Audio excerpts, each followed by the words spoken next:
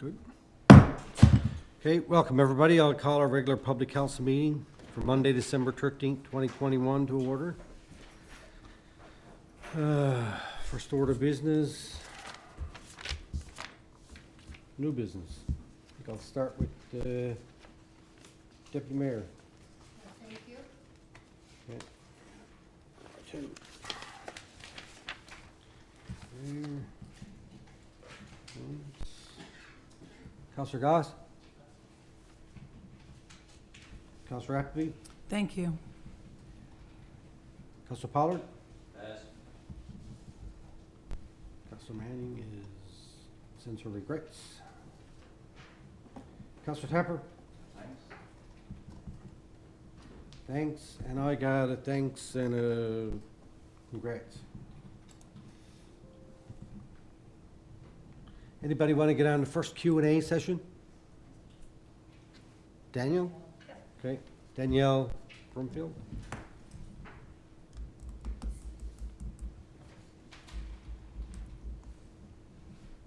Okay. All right. Could I get a motion to adopt the agenda as amended, please? Second. Moved and seconded. All in favor? Aye. Aye. Opposed? Carried. Okay, we set a minutes here from November 29th meeting. Could I get a motion to adopt those, please? So moved. Mayor Scott, Yeah. there is an error in those we got 'em. minutes. We moved first. Oh, and then okay, we'll- sorry. Seconder? Second. Second. Any errors or omissions? I know Ann has some that she wants to bring us to our attention. Yes, so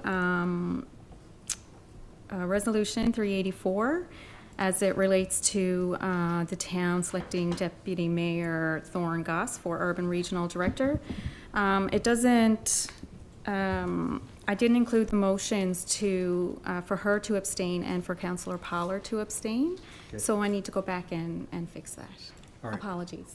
Okay, so noted. Oh, yes.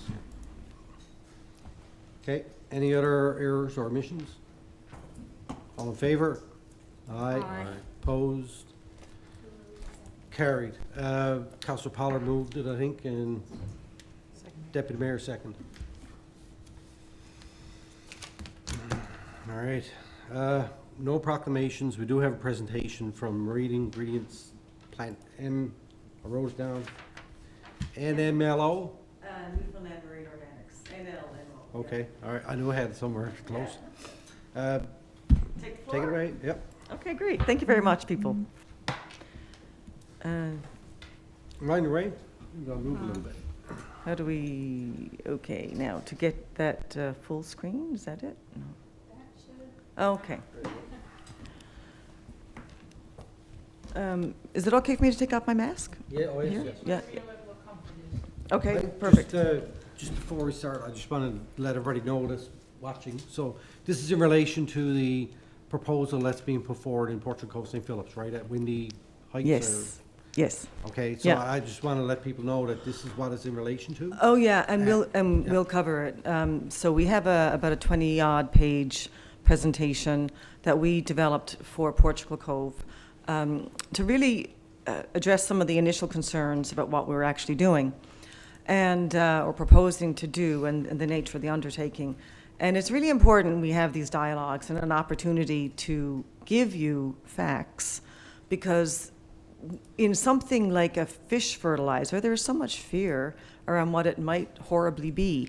And when we read in some of the concerns that somebody had thought that our plant was intaking daily 30 truckloads of material, we were kind of horrified, because we're actually looking at 1 per week. So 1 truckload versus 30 a day. When we get really big and successful, we would go to maybe 3 to 5 truckloads a day, because a week, because that reflects how much raw material is available for us to get. So under that, sort of with that in mind, I'd like to start off and present to you that we're not actually as bad as you might have heard. Okay, so we have a team people drawn from the region. Why are we doing it here? Well, because the firm and I had worked together, and we had quite some significant success in using marine bioactives to solve soil problems, some soil health problems. So we'd worked together for several years, gotten to know each other. I had a plant in Twillingate, which was hit by Stormageddon flood in January 2019, and is uninhabitable. That was written off. So we came limping back to the city and found a home in a client's barn and farm. And I'll tell you now about the approach that we developed to make sure that this concept could coexist with the community and with the farming life. We do integrate professionals. We've got a broader team. We have our own hands-on people, and then we also have we have this soon-to-be-announced 6-year program of support with Grenfell College and Memorial University. We developed the technology initially with the chemical engineering group at Memorial University's process engineering faculty, and we work with other groups. So that's sort of a bit about us. Oh, and here it is playing. So this is a little video of what our product actually looks like. Now, I put this here, I added this because this isn't your grandfather's fish offal. This is a highly processed, smooth pour. And in that smooth pour liquid is water-solubilized fish, bone, oils, shell, and a little bit of seaweed.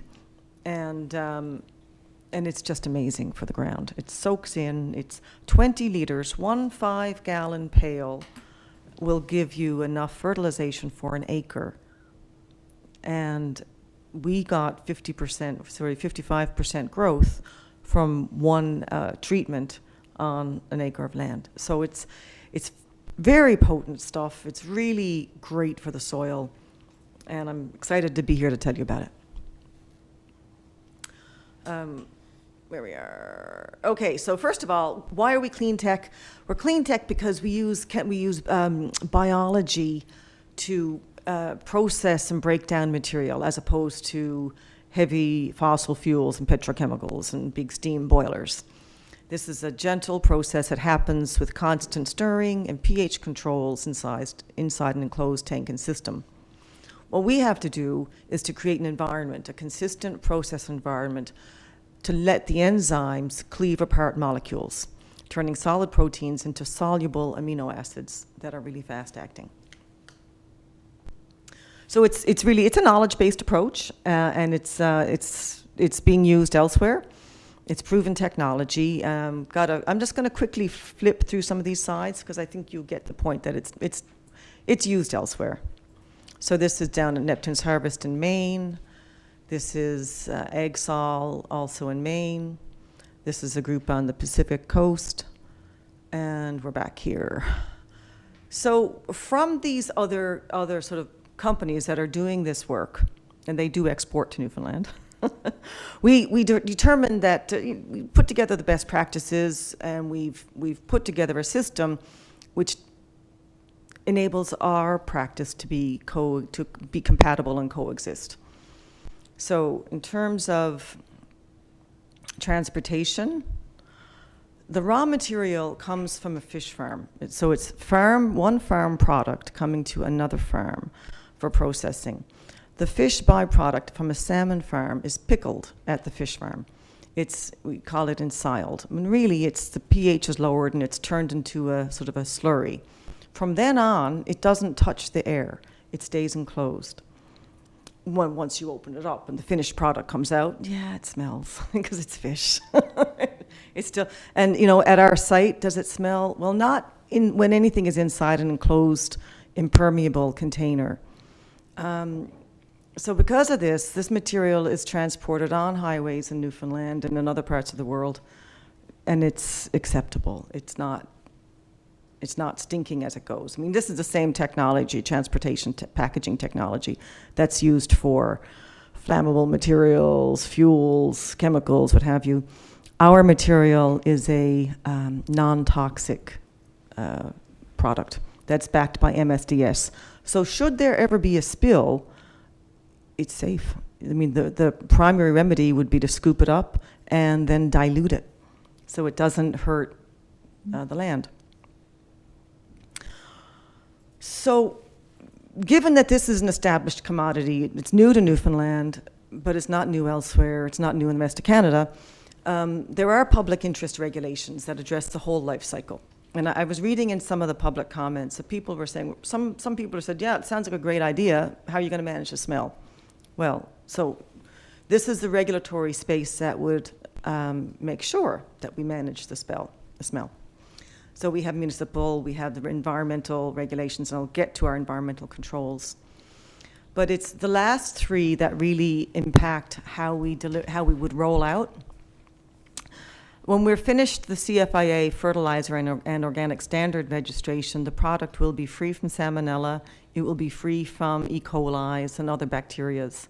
It's pH stable, and it's been screened at a particle size so that it doesn't clog up farm equipment.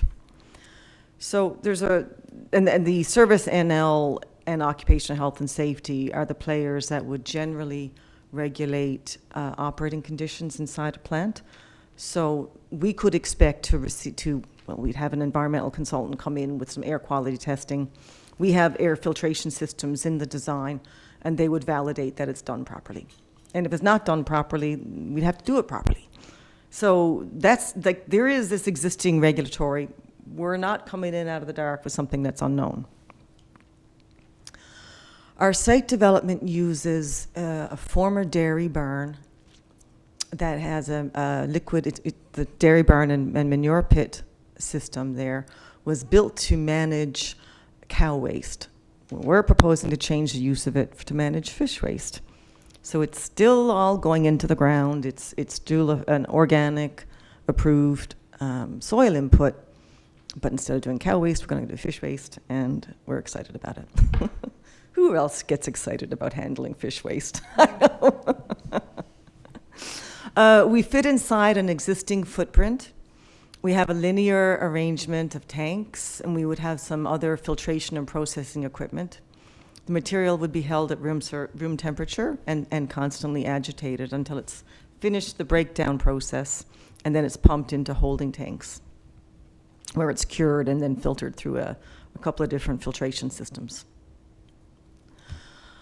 So in terms of spill and risk, and yes, we are handling liquids, how do we do that safely? Well, we have, because of this burn, which I argue is a really great fit, we have 3 layers of containment capacity. So our 3 layers, first of all, our tank capacity is about 4,000 cubic feet.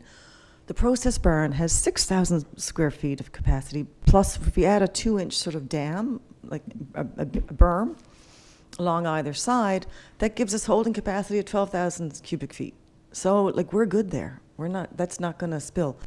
Should something else happen, though, the barn has a drainage outlet into this 80 by 80 cement manure pit, and that has another holding capacity that exceeds our total flow.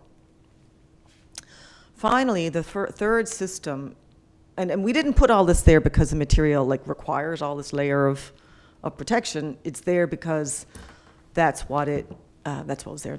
We just took advantage of that situation. So then we have the process site and the farm. We've got sort of large fields that can take irrigation, and we have the piping to transport that liquid and manage it. So we don't actually have any wastewater. We use it all. When we went through these issues with the Portugal Cove ACE committee and took a look at in detail about how we pump water, where we hold it, and the fact that we have no wastewater was very beneficial.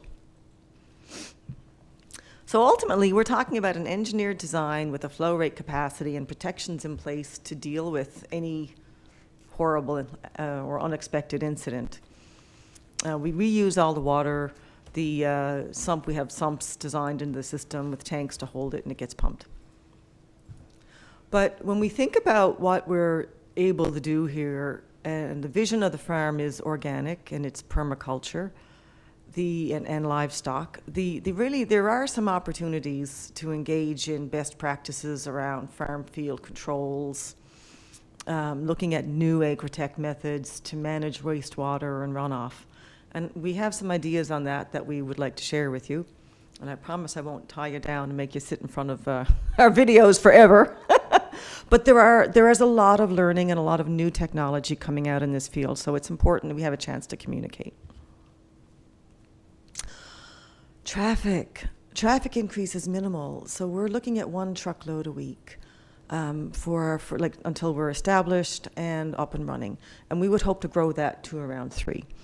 So we have proposed that trucks use the Torbay access road and enter Ballots line because it's easier on truck gears on the mechanism to not, there's lots of grades on the way down, and it's very narrow roads right down by Portugal Cove. But hey, I mean, it's a public road, and they're not going to be speeding through at the worst case scenario. One truck a week, yeah, that's pretty seriously not too much to worry about. So if we can talk for a little bit about water retention and how our products actually work.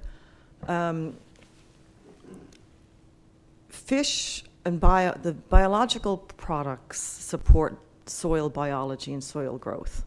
And a soil that has a stronger organic or higher organic content can retain more water than can weak, gravelly, thin soils. So we know that the product works. I mean, backyard gardeners have used it successfully for 2 years. And then we now, as we think we have an opportunity to grow it, the farm trials are on the way. So we know there's some good value, 55% weight increase for hay and forage. That's a game changer in our economy. Right now, handling costs and fertilizer costs have really jumped, and farmers are challenged. And if we want to be effective in controlling the price and the rate of food increase, we can take it on at this most basic of level, which is forage production for dairy and livestock feed. And if we don't grow enough of that, we're importing it, or we're not growing animals. So if we can do something for forage and increase gain and productivity and improve wetlands and improve soil organic content, why wouldn't we? Surely to God, there's a way to do it safely and wisely. We think we have that. So this is an example of, we were talking to some dairy farmers out in the Goulds who are really excited to try different things to get their yields up and soil content up. So this is something that Terry did. He did a liquid fish poured into a manure mixer. It wasn't the ideal delivery application, but he gave it a go, and we were there, and there was no fish smell evident at site later that afternoon. When we do fish by itself, there is a smell for a few hours. Like when you open it up and expose it, it has a foul smell because it's a fermented fish or hydrolyzed fish. But when it's diluted, like at a rate of 20 liters per acre, and you'd go, say, 1 to 20 with water, it's a weak smell and it absorbs rapidly. It seems to absorb more rapidly than does manure. And the farm has a solid and liquid waste management plan, and the Mengalista pigs would consume the small amount of solid waste that's there. Makes excellent pig feed.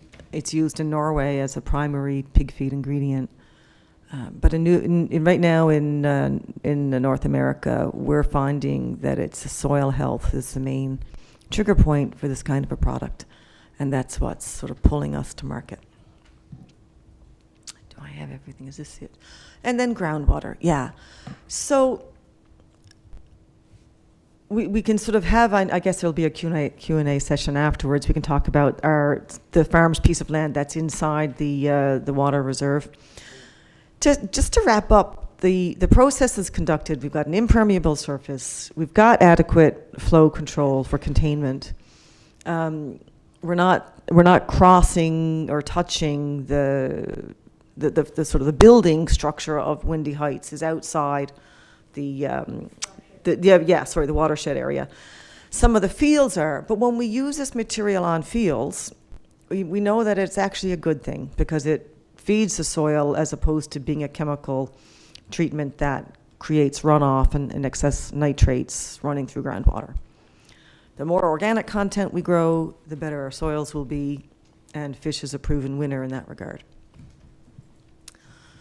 So, I think that's about it. I'm sure we can have a lively discussion, but I hope I have answered some questions and been able to establish and give you a baseline that we have to explore our approach. We've tried to make this very compatible. We certainly want to capitalize on the opportunity, and it's really a good one for Newfoundland to do. Not just for our farm and our immediate area. The whole province we need more local resilience.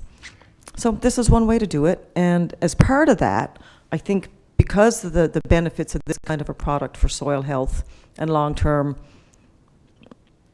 well-being of water systems, we can engage in some best practices work with you guys. We're totally happy to look at that. We have a broad circle of players that can come and help set up measurement systems and really find out how can we use our local resources to get the most out of them. And that's what we're trying to do.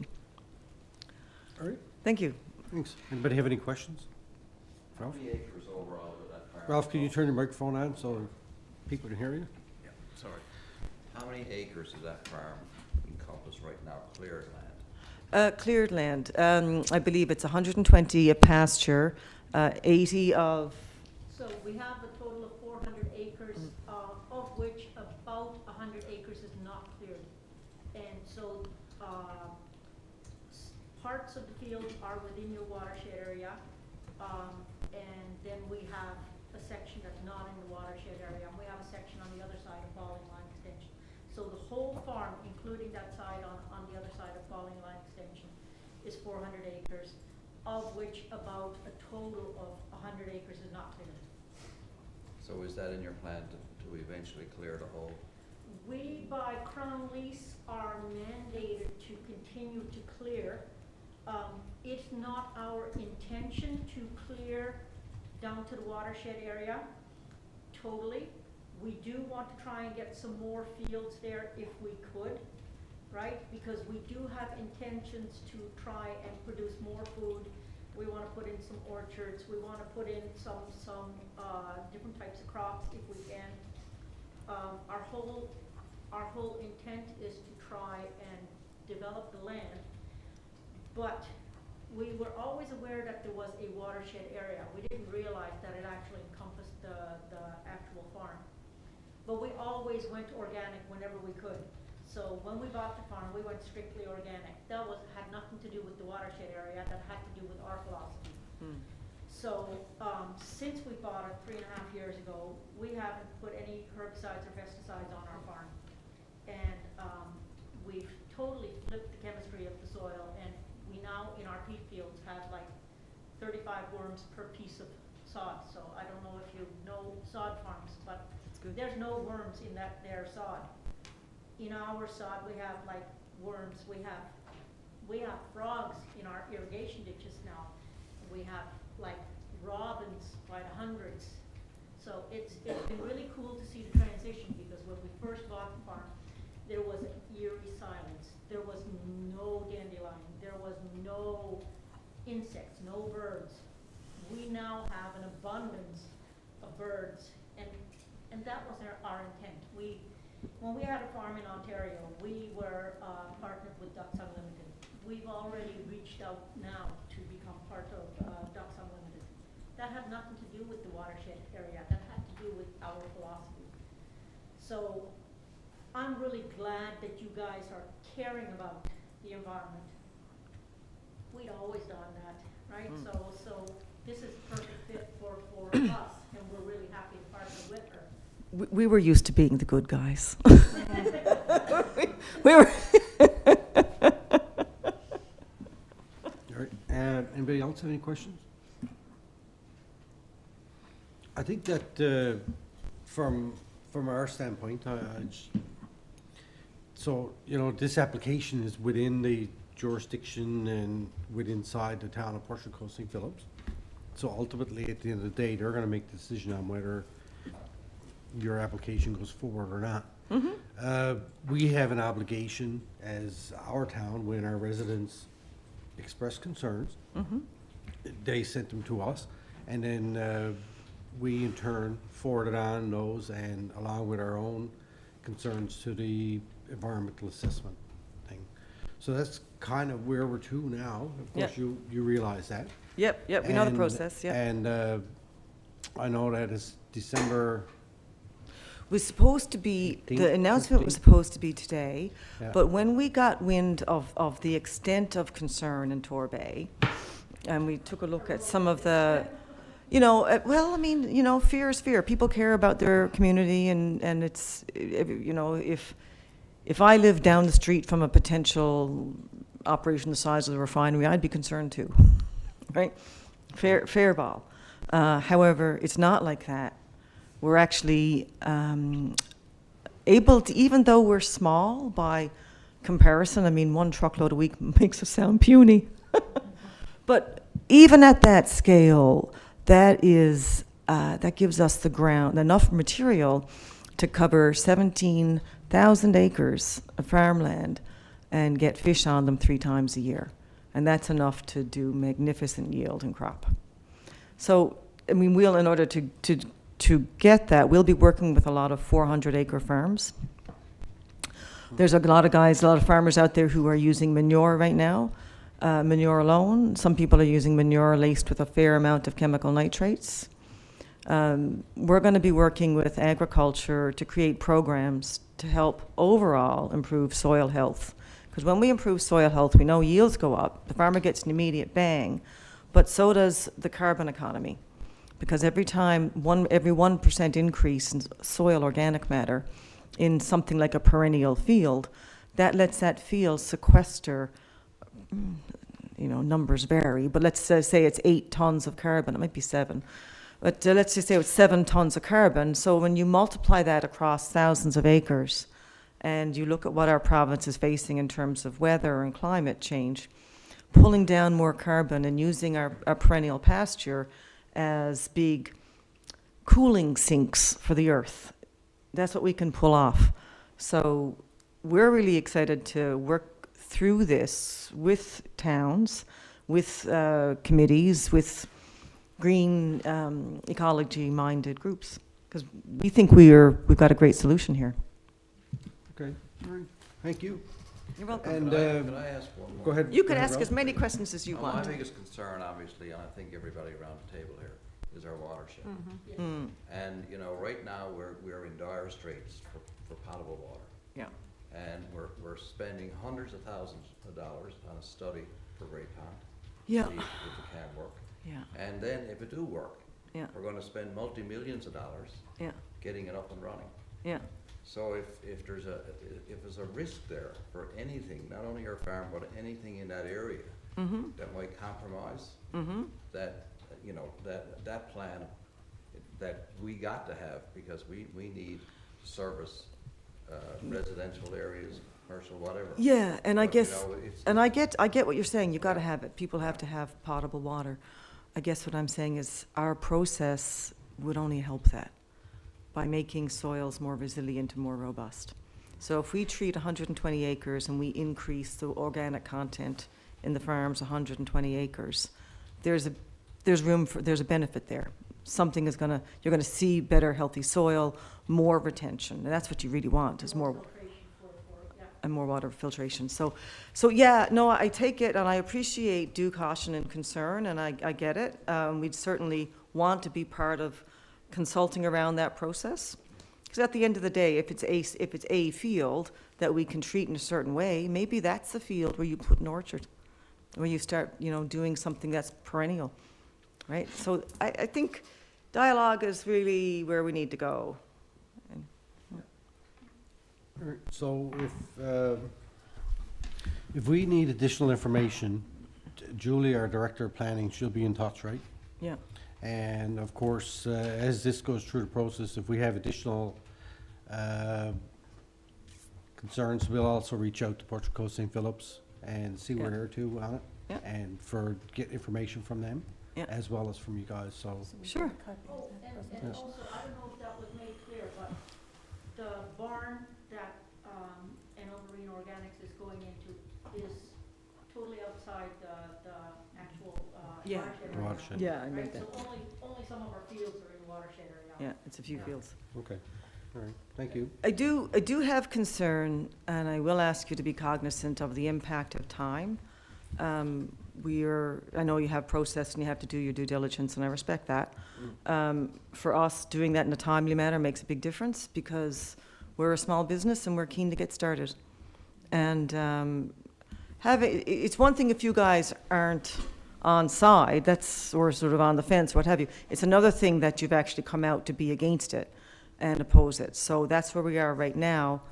And I don't know how much of an impact that was because of this size confusion.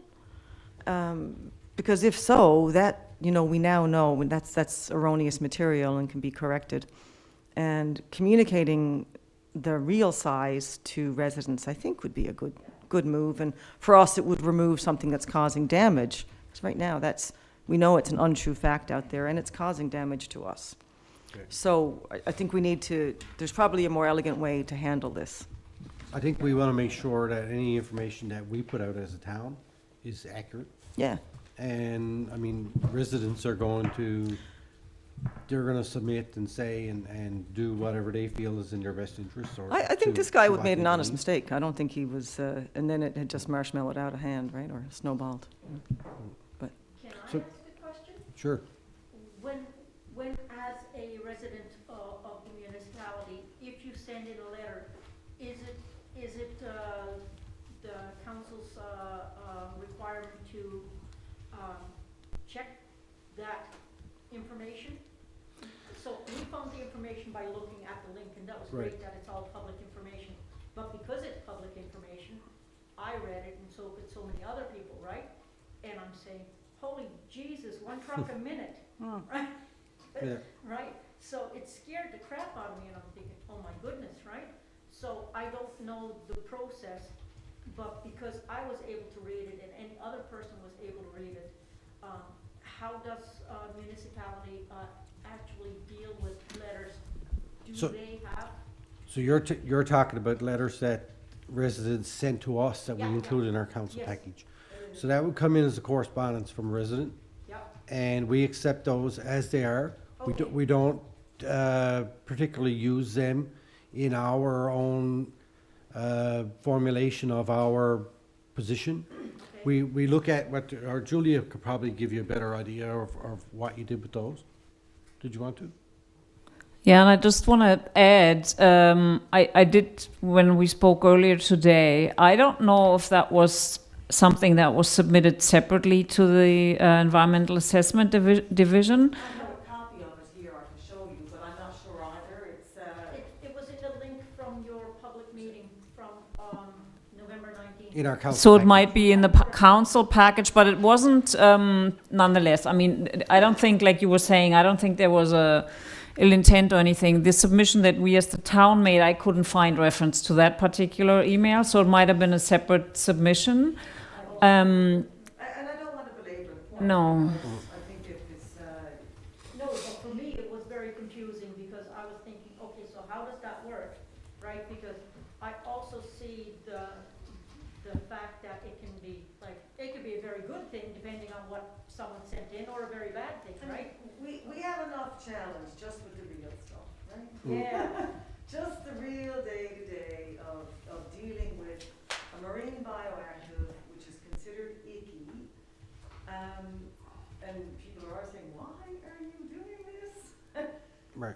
Because we must. We know there's a solution, we know it's smart money, we know it's a good use of time. Well, our council package and those correspondence that come in, it's a reflection of what people said, they sent it to us, and we put it out to the public for everyone, it's part of our process. yeah, But when we actually, as a town and our staff take a issue and they go and address it with the environmental assessment process, we deal with our own information and our own facts. We take into account what Yeah. people say, just because they want us to know that they have concerns. Sure, right But on, yeah. it's the same with any application. We could have our own application out there, and we could receive 50 submissions to that, and, you know, they are what they are. People say what they say, and we deal with it as we go. Thank you. I do want to extend the same invitation we made to Portugal Cove and the Liaison Committee, which is to come up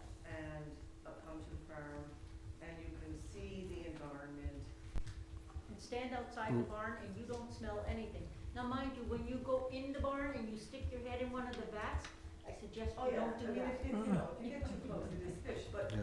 we have over a 520-meter buffer, and we're on the top of the hill. So we think that if you can't smell it outside the barn, before we're selling, because we did a batch to put on in this ground, and it's a really good, it's super, that's the batch that we got the 55% yield on. So we Okay. know we're going to try to make this work, right? All right, Councillor Appleby? Thank you, Mayor.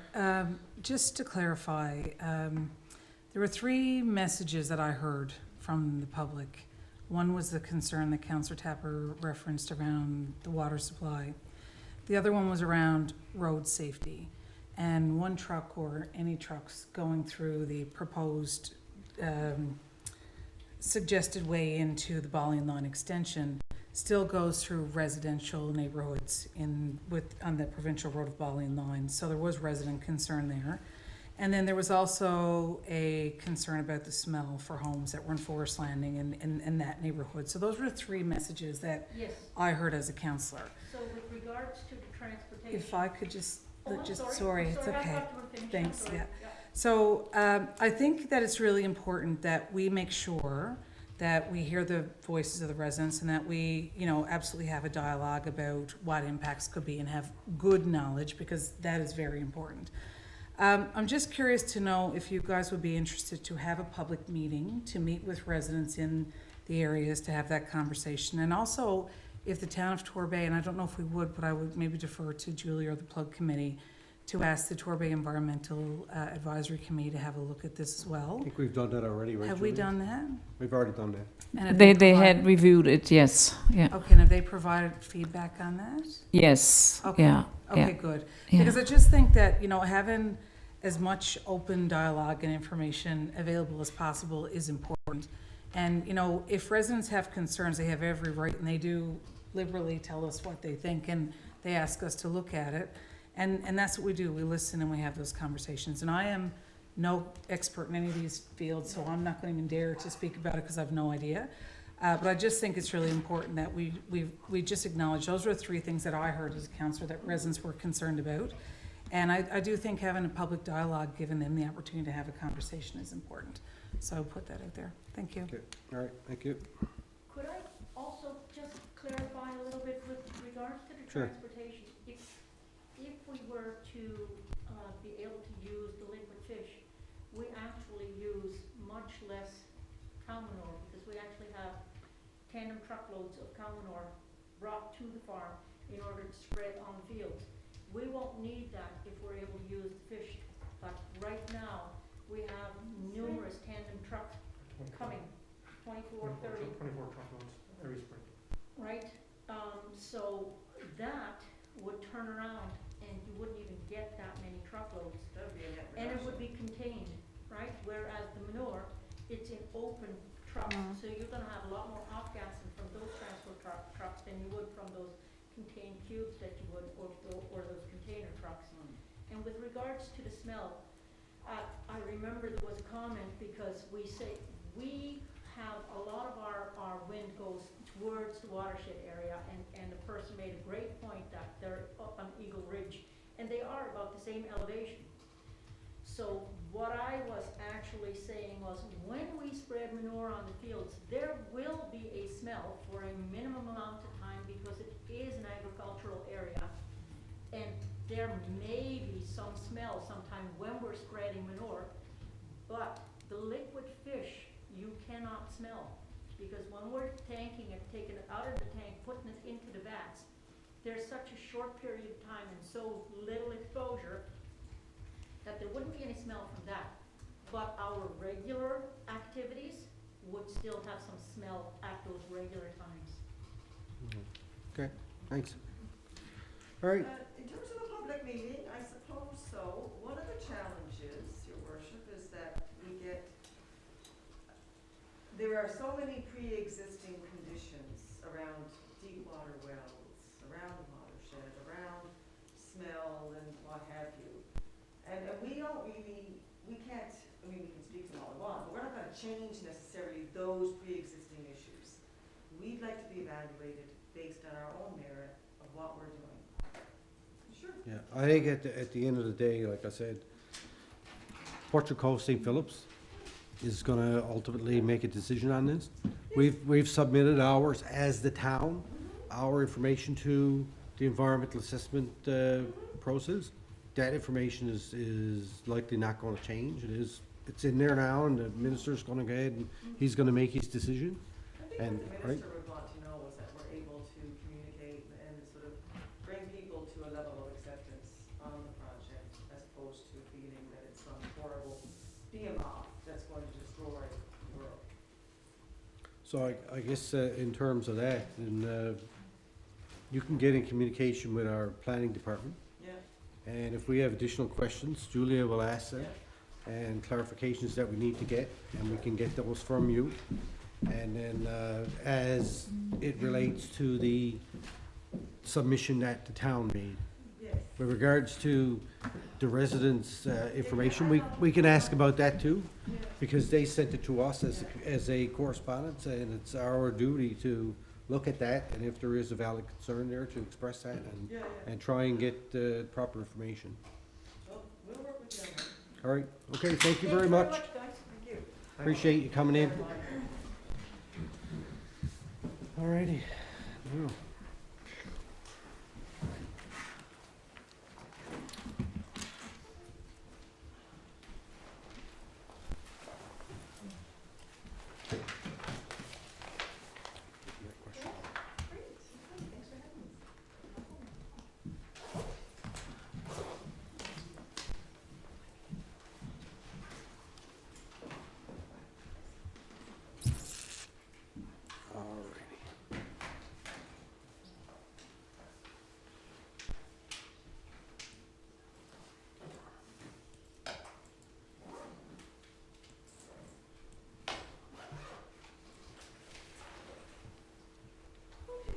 all right, thank you very much. Thank you. Good night. All right. Next on our agenda is our Q&A. Danielle? Don's gonna wipe down the podium there now.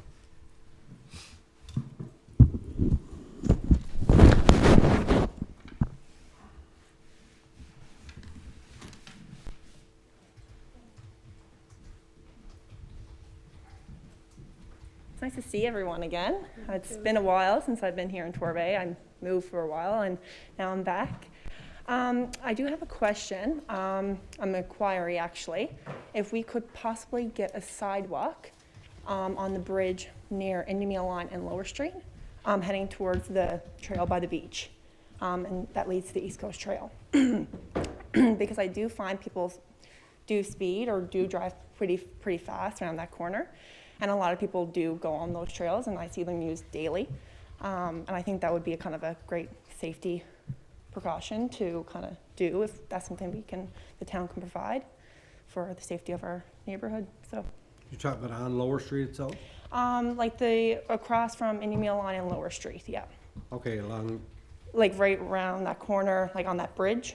okay, I know that we do have plans to do Okay, perfect. sidewalk in that area. Okay, yes. From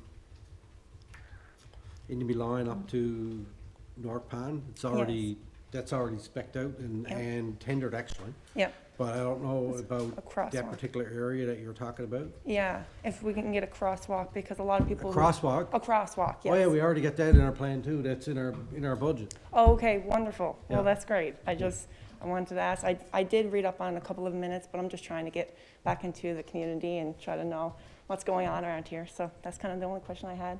Yes, that was Yeah. part of our budget from Public Works to look at putting a crosswalk across that area. Okay, perfect. Okay, All thank right, you. thank you. Thank you. And if we have from the. Sure, you can Yes, stay. okay. I got another question here from a resident. I just gotta find it.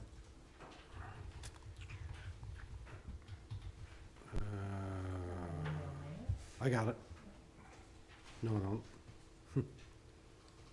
Yes, I do. All right. So I also got a question from Michael Carroll, and he's wondering the status of the trail extension project to Forest Landing. It seems as though the work has stopped several weeks ago. So I spoke to the Director of Public Works, and while we were progressing with that trail, we ran into a little bit of a hiccup. Well, more than hiccup, I guess.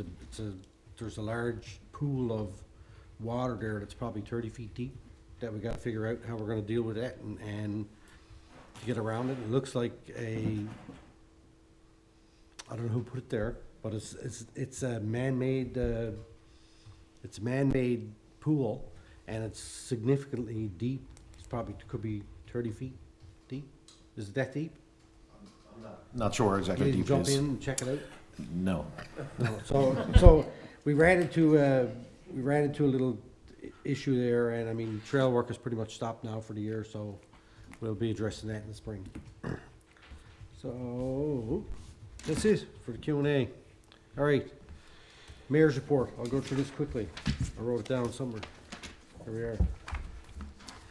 All right, so Tuesday the 30th, we had a meeting here about our come home year funding with staff and members of our come home year celebration committee.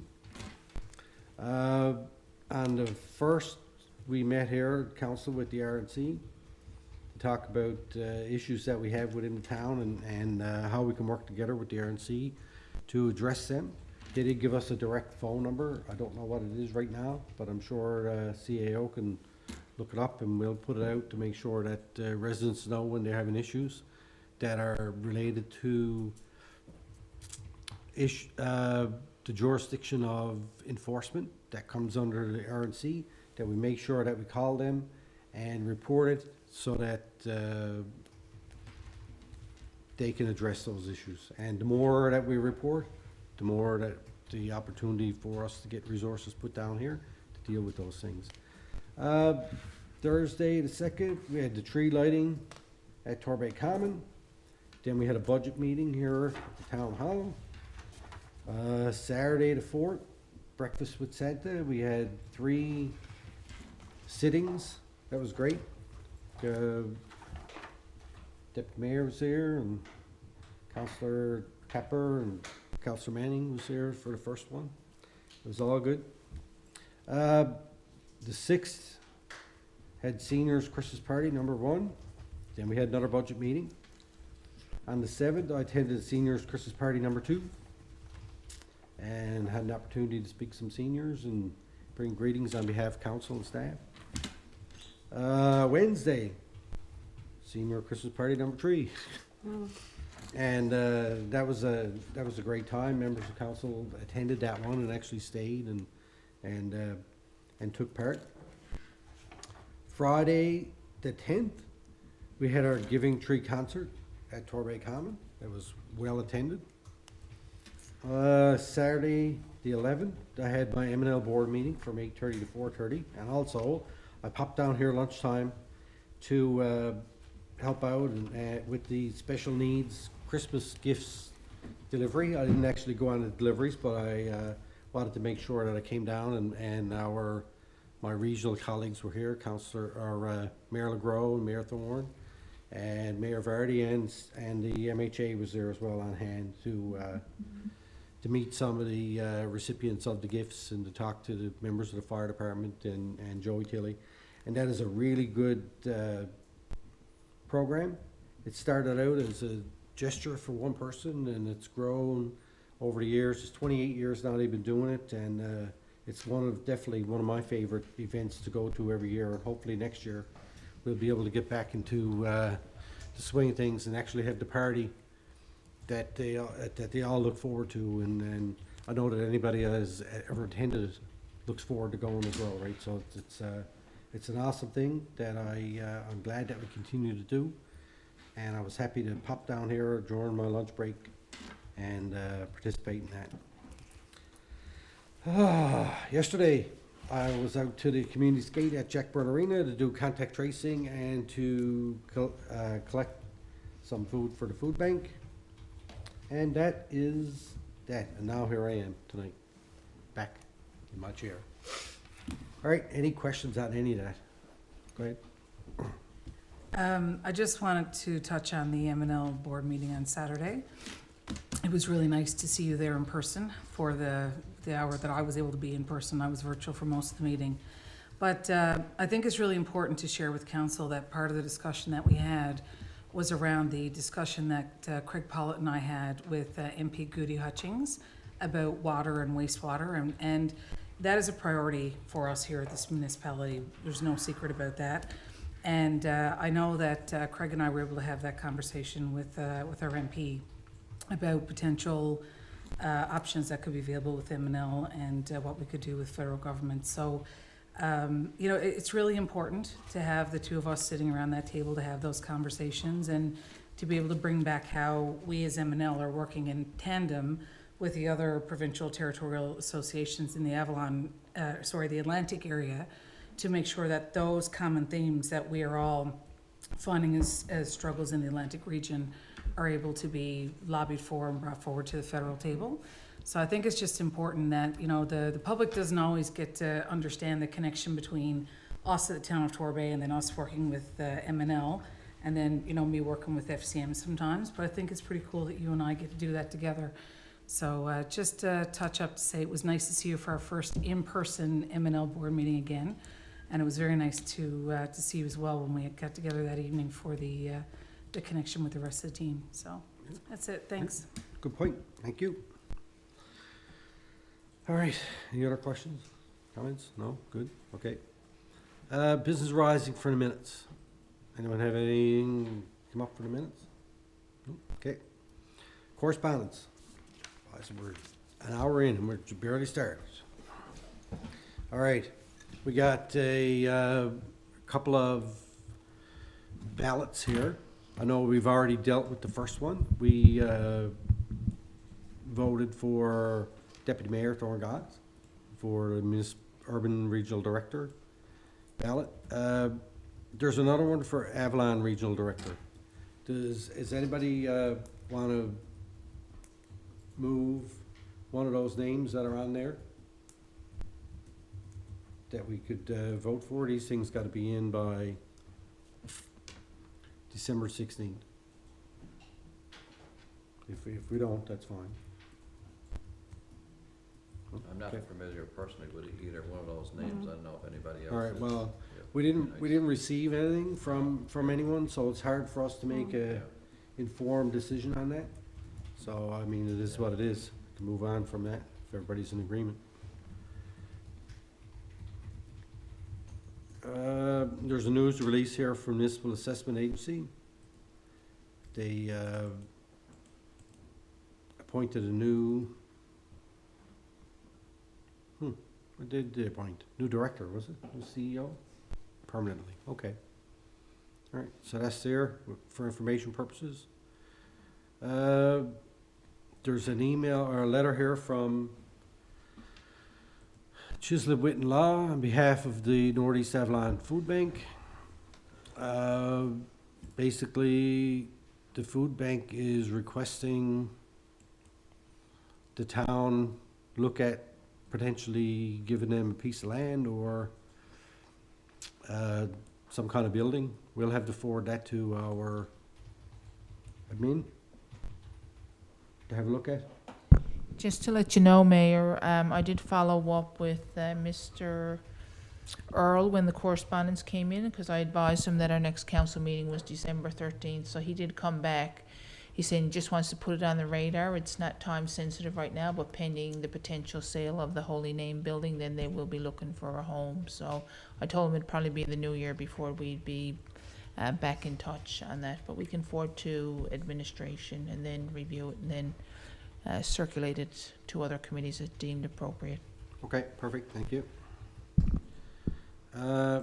There's a letter here from Eastern Regional Service Board some region Ward 5.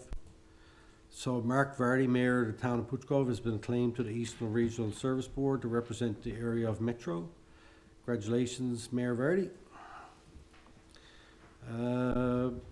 Now, this one here,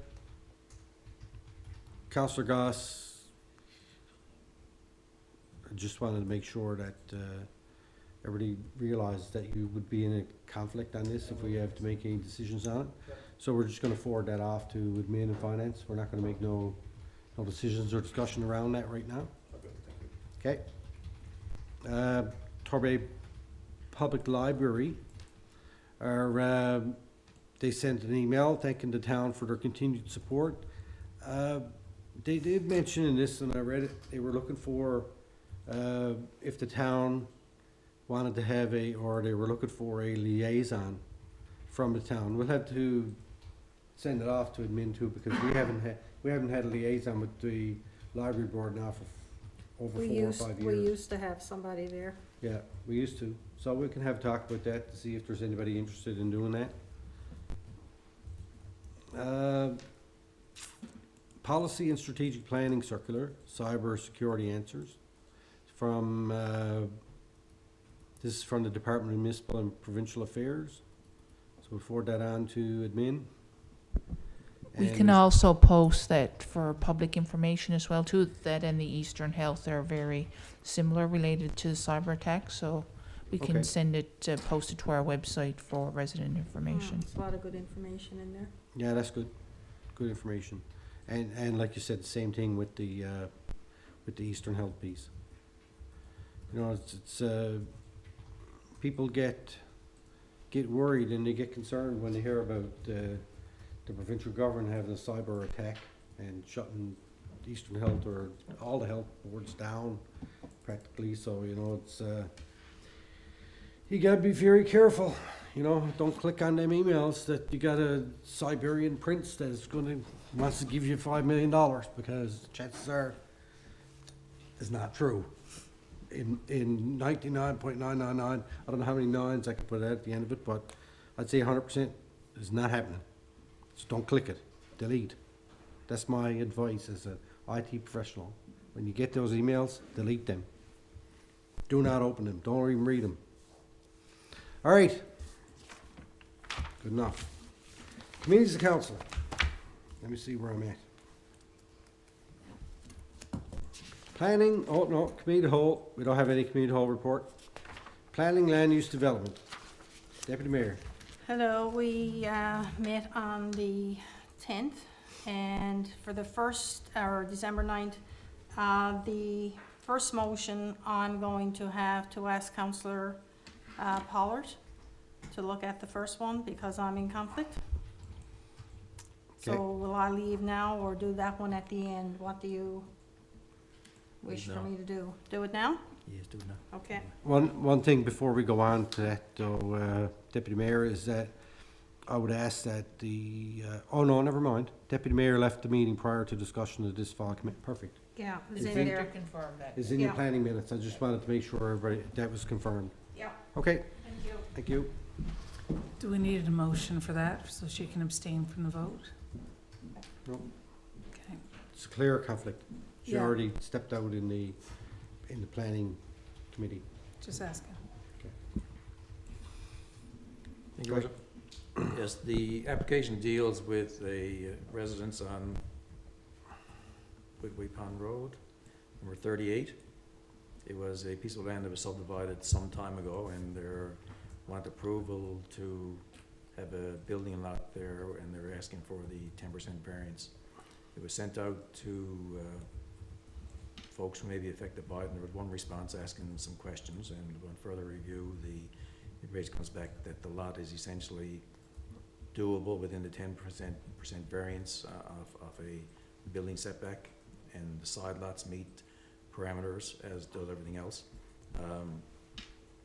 So the committee is, or at least I am, I guess, bringing it forward.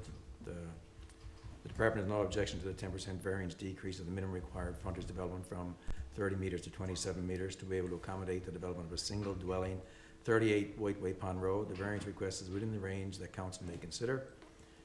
The department recommends that the application forwarded to this council meeting for conditional approval. And the proposals shall meet the conditions requirements of the residential infill land use zone and all standard conditions and requirements for building development within the town of Torbay, and that the proponent submit a work order for Newfoundland Power. So there's a motion here, somewhere hidden in this.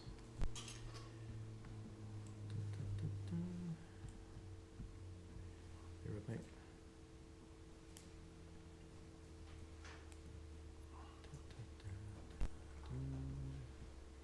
You press too many buttons.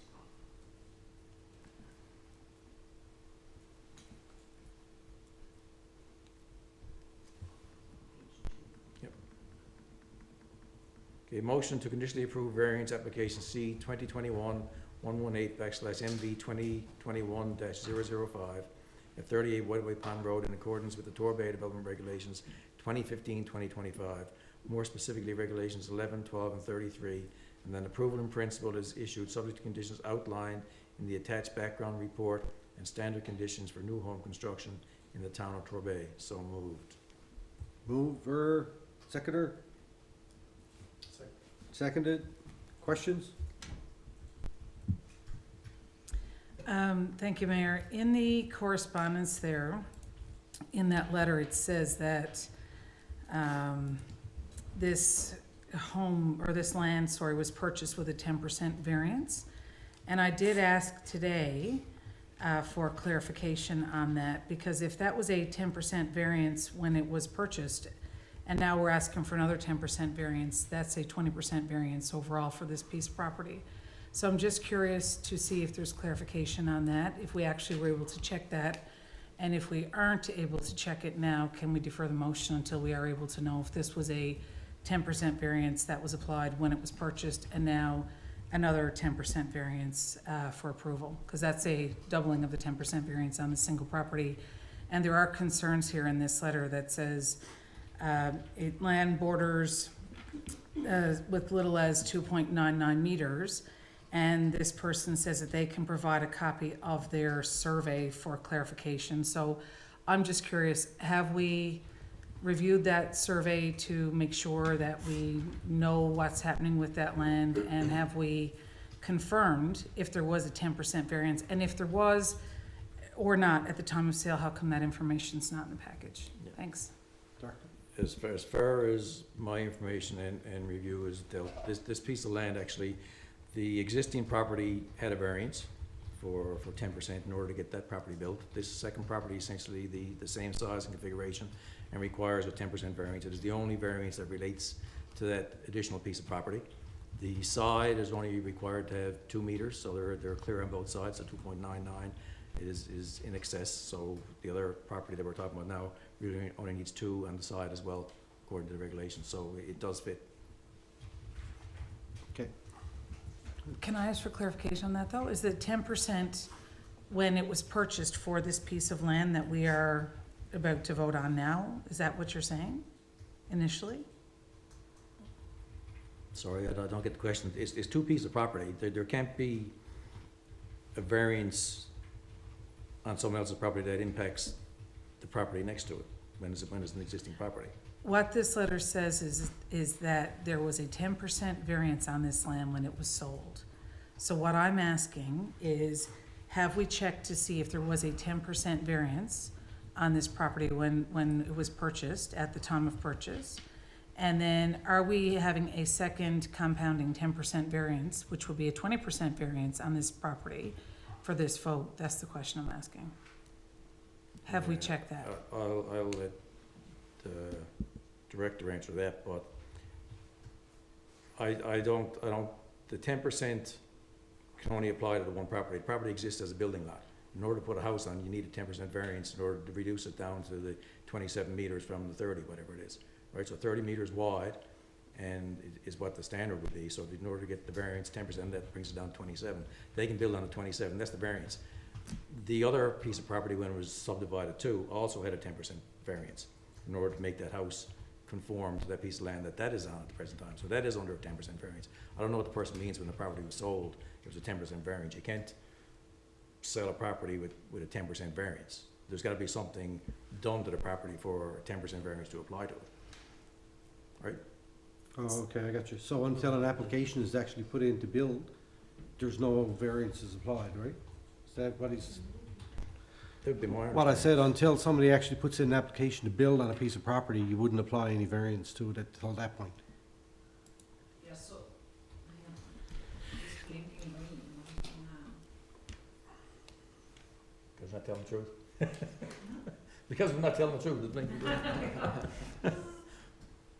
it's not working right. Is it on? Yeah. Just press down and make sure it's in base. No, the actual mic. What? The actual mic. This thing? Yes, just press down and make sure it's in the base. Oh. Because it worked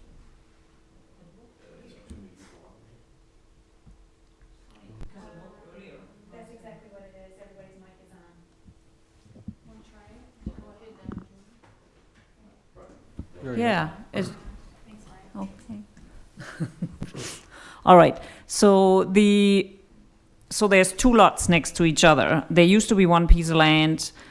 20 years ago, there was approval issued for the subdivision of the land. Both lots at the time were deficient. There's no change in the frontages or anything since then. So Lot 1 was developed, has a dwelling on it, and has had a dwelling on it now for 20 years. And God knows, the regulations 20 years ago may have been different, but there was, the subdivision was issued, Lot 1 was developed. Lot 2, we're assessing now on its own merit. It's basically, the minimum requirement is to have a minimum 30-meter frontage, and the proposal is to go to 27.1, which is in the 10%. So we're not applying a double, twice a variance in a sense. So we're only looking at that empty piece of land right now, you are in terms of decision making, and it is within the 10% that can be considered. So it's not a double variance. Yes, both lots in effect are deficient in the 30 meters, but we're not worrying about lot number 1 anymore because that was developed 20 years ago. We're only looking at the vacant one right now that doesn't meet current day standards. It's a little bit more than, it's a little bit less than 3 meters short, and it can be considered by council under the 10% variance. So really, yes, both lots at the time were deficient, but they continue to be as they are. There was no change to them. So we're now looking at this one to build, for the applicant to build a home on it. And everything meets requirements except that frontage standard that's deficient. It went through the public process. The neighbor basically wrote in as they were concerned about the 2 deficient lots, but that can't be changed. So we're now looking at the 1 lot that can either be accommodated under the variance provisions or there's other provisions, but it's an existing lot that's deficient under current day standards. So you have the authority to consider that. All right, thank you. All right. Call the question. Back to you. All in favor? Aye. Opposed? Carried. Thank you.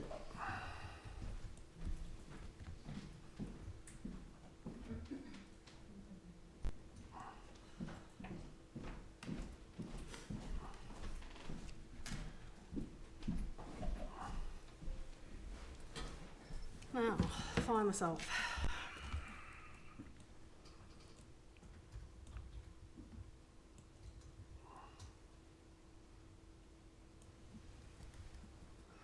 Okay, number 2, C2021-134 and BR2021-015. 1323 and 1325 Torbay Road. The town of Torbay is in receipt of an application proposing to convert the existing residence property at 1323 to 1325 Torbay Road to a combined residential commercial use. I'm not getting into all the background there. I'm assuming everybody is after reading that. The committee reviewed the table background report and concluded with the department forwarding this application to this particular council meeting. The motion is to conditionally approve discretionary use application CO21-134 BR 2021-015 and 1323 to 1325 Torbay Road in accordance with regulations 33 and 90 of the Torbay Development Regulations 2015-2025, subject to conditions outlined in attached departmental background report and standard conditions for construction and renovations in the town of Torbay. So moved. Second. Moved and seconded. Questions? Brandon? I was trying to get a better understanding of this today. So I understand this is going to be a catering business, but I understood when I was asking questions today that you can call and order and pick up. So I'm just curious with the volume of traffic that will be coming in and out of that space. Do we have any idea about that? No. Other than the parking layout and what have you was there because it's quite a substantial parking lot that they have there. So is that going to be a determined marked out parking lot with like parking? That's what's indicated in there in the background information. Right, but what we're looking at is a drawing here with car, car, car, car. So those are the actual spots that you've been told are going to be where people are parking? You want to speak Is to that- it, Director? Thanks. So in terms of, the use, the uses that are proposed for that location have to meet the town's off-street parking standards. So in terms of the operations itself, what I understand is that they mainly deliver. So people order and they mainly, they cater home-cooked meals to people's homes.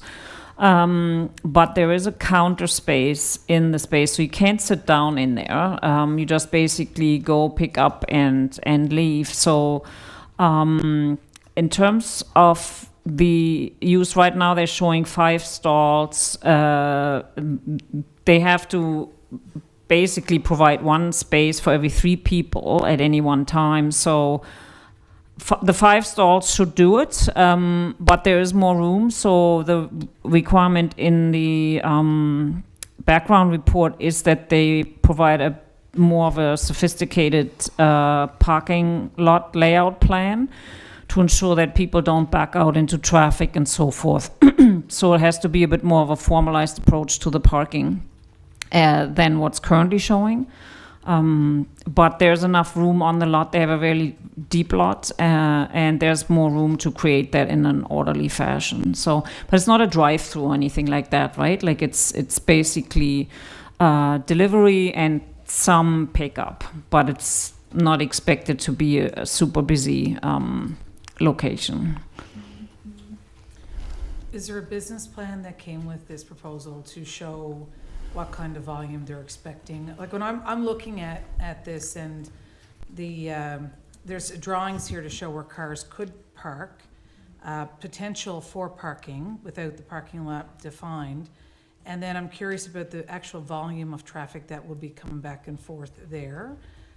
So is there any sort of a business plan or anything that gives you an idea of how they see this working? Like how many people will be coming through that area at any given point? Or hours They of didn't operation? provide that. So the sense I'm getting right now, they are operating right now out of Pooch Cove, and they're mainly doing delivery versus people coming to the home, but they do want to expand the business. So what's been submitted so far needs to be more detailed. We as the town are bound by the development regulations, so they require 2 stalls for the upstairs and a minimum of 1 space for every 3 people at any one time. But I mean, there's likely not going to be more than 3 people at any one time coming to the site. So they are meeting the requirements. And I think the 5 stalls that they're showing right now, that's actually a fairly good, that I'd recommend going more than 3 stalls for the use. Thank you. Okay. Any other questions? Now, I just want to add in there that there were no representations were made in response to the public notice, so that's important to mention to the residents. No. I would just say it's nice to see another business open up in the town within our business area, so it's all good to me. All right, back to the chair. Okay, that's all the questions. Did you have something to say? No. Okay, all in favor? Aye. Opposed? Carried. The next one is 10 Rossworthy Place.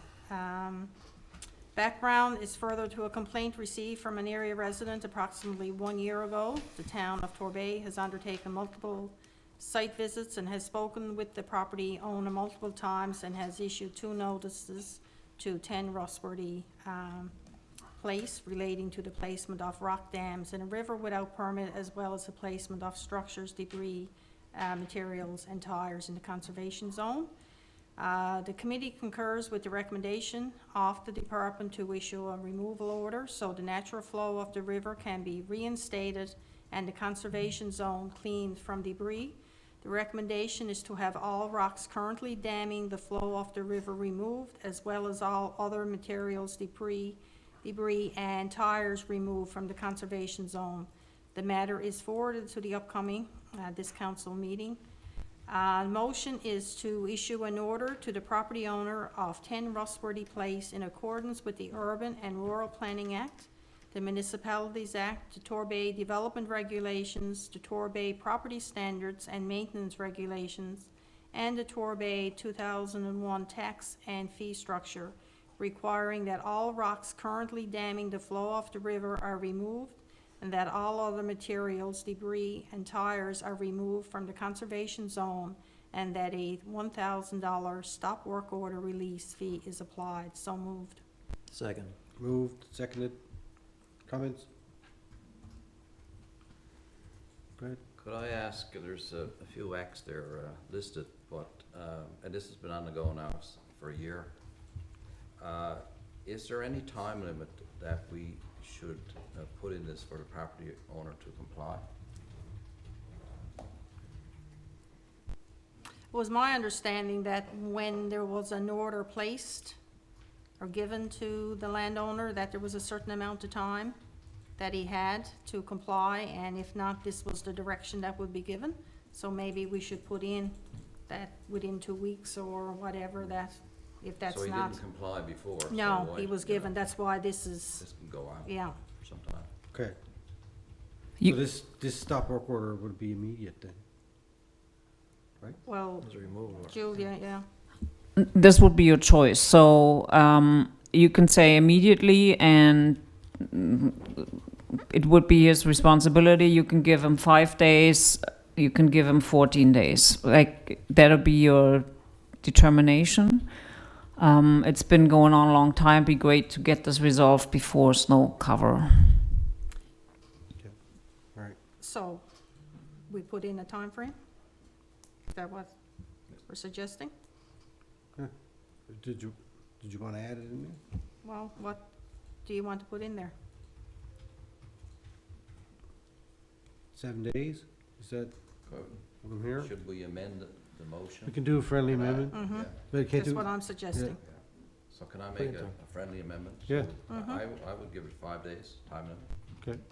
5 working days, huh? 5 working days. Okay, Everybody agreeable to that? I'm good. Okay, all right. It's okay. All in favor? Aye. Opposed? Carried. So you'll just add that amendment into that? Okay, thank you. And the next one is for permit listings. Motion to accept permit listings for the period of November 26th to December 9, 2021 as presented. So moved. Second. Seconded. Questions? All in favor? Aye. Aye. Opposed? Carried. Thank you. I also, I guess, from the minutes, there were a couple of items on the agenda that we didn't do, I guess, to the amount of time that we had. We will be meeting again this Wednesday at 8:30, I'm thinking, to follow up on the other agenda items. So for anyone who's seen items on the agenda and that there's nothing in there, we will, and hopefully we'll have them then for next week's meeting. And there's a detailed report in there from the municipal enforcement commissioners. So I'm assuming everybody had a chance to look at that and read them. If there's any questions or what have you, and they basically got it in there that this is an example of the activities that they do every day. Okay. Okay? Thank you. Questions? Go ahead. Just one question. The development application land use matters. I understand that you are going to discuss YBC at your next meeting, but Councillor Tapper had asked for a next committee of the whole meeting to discuss that, and that was at the last council meeting. I discussed that with the CAO, and it wasn't possible to do it at our next meeting. Okay, so do we have a plan for that, or are we still going to follow up on Councillor Tapper's request? Where are we on that? We'll follow up. It'll probably be likely in the new year before we get a chance to have a committee of the whole meeting on that. Okay, thank you. Okay. Okay, if there's no further questions, that's the report. All right. Thank you very much. Welcome. Moving on. MBN and HR. Councillor Tapper. Okay, our minutes are there, just go through those. The first item, number 1, strategic planning 2022 to 2025, resident survey option, follow-up. Follow-up discussion held on the planning of a resident survey option to be finalized and issued accordingly in early 2022 to all council members, staff, and town residents, to gather feedback and input on strategic priorities to be considered for adoption as part of the 2022-25 strategic plan. Brainstorming session, follow-up discussion held to identify and determine possible dates in the early new year to schedule a meeting with all council members to meet and discuss the development of 2022-25 strategic plan. Further details will be shared and communicated with all council members as they become available. Any question on that one? Policies and procedures, COVID-19 vaccination policy. An overview of the vaccination policy was reviewed by all committee members. Confirmation of employee vaccination status will be scheduled and verified by the CAO, who will also be available to answer any employee questions about the policy and the town's collection of the information. Information will be gathered in accordance with the privacy and confidentiality provisions of the policy. The year-end annual leave review. An overview is provided to all committee members of the year-end annual leave review process completed by the Director of Human Resources and the CAO. All employees have been informed accordingly of their annual leave levels and the carryover rules in effect. Employee recognition policy service awards. Committee members were provided with an update on the current employee milestone service awards due and a proposed approach to recognize staff in the early new year. Director of Human Resources will work with CAO and the Deputy Clerk to finalize the arrangements and the event details. Number 3, recruitment and selection. An update was provided to committee members on the ongoing recruitment efforts to staff the following current vacancies within the organization. Corporate Service Administrator. Candidate interviews have been scheduled for December 13th and 14th. Planning Technician. The external posting closed on December 10th, and resumes will be reviewed on Monday, December 13th, with the Director of Planning and Development. Maintenance Repair Persons, Torbay Common. The external posting closed on December 10th, and resumes resumes will be reviewed on Wednesday, December the 15th. with the Director of Recreation and Community Services. Number 4, the Wellness Committee, events overview. Committee members were provided an overview of the schedule of employee wellness events planned for December the 21st, including 12 days of Christmas staff. That's from December the 8th to the 23rd. Occupational health and safety, first aid training, all staff. Committee members were advised that the Director of Human Resources is currently working with the CAO and the Torbay Volunteer Fire Department to identify possible dates in the early new year to hold a series of standards first aid training sessions for all staff to attend. Committee will be provided with a further update once a listing of dates is made available. The Occupational Health and Safety Torbay Volunteer Fire Department Committee was provided with an update on the recent discussions held between the Director and the Torbay Volunteer Fire Department Operations Officer with respect to schedule a meeting to review the current committee structure to ensure that all provincial legislative requirements are being met. A further update will be provided to committee once the meeting is held. Any questions on any item? Just one quick question about the annual leave. I know I asked last year, and I don't know if it's something that we were able to follow up on or not, but I think it's really important to make sure that employees have the ability to use their annual leave.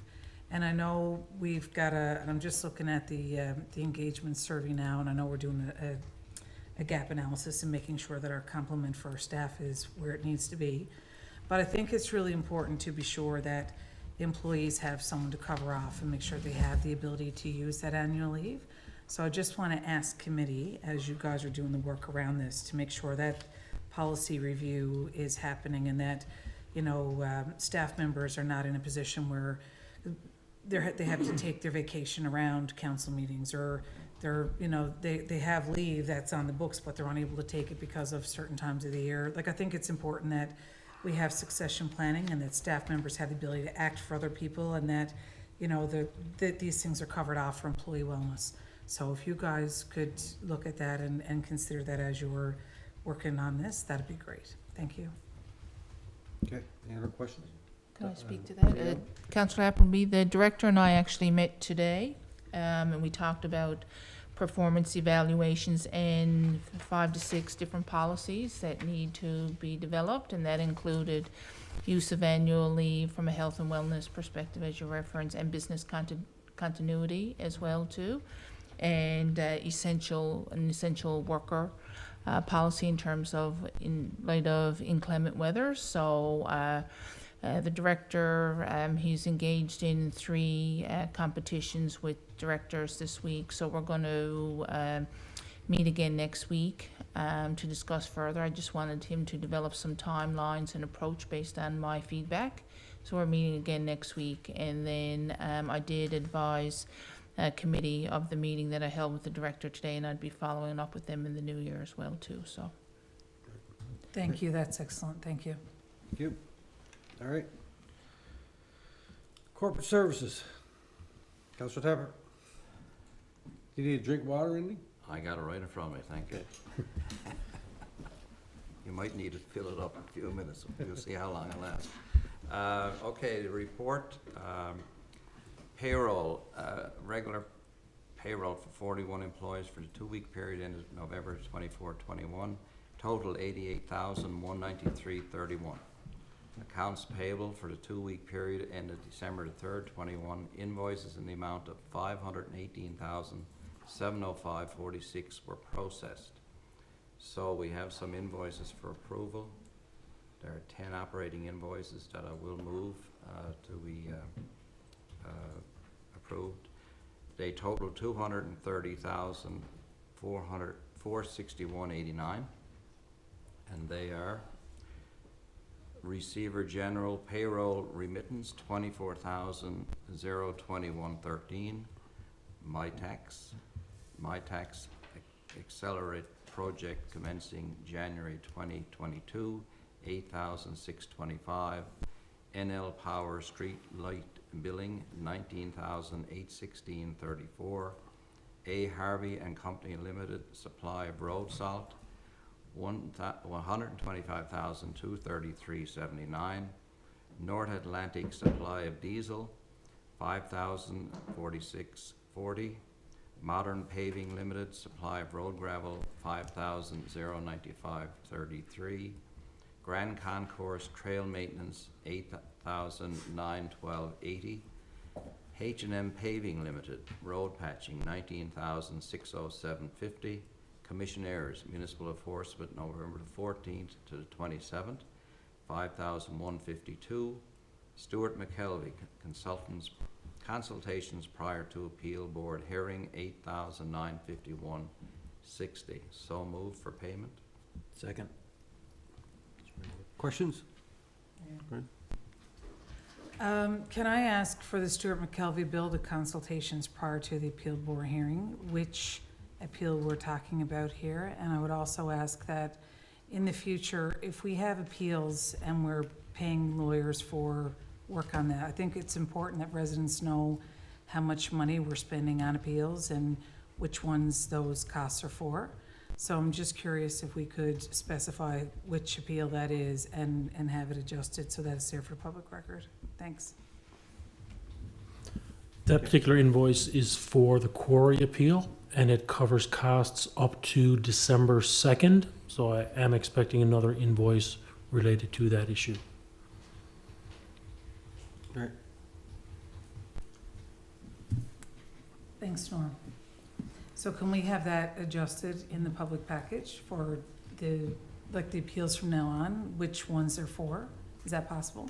Absolutely. I prepare the notes, so I can dictate there if it's whatever property relates to or appeal it relates to, is no problem to put that in. Thank you. I think it's important for, accountability and transparency. Thanks. Okay. Any other questions? All in favor? Aye. Opposed? Carried.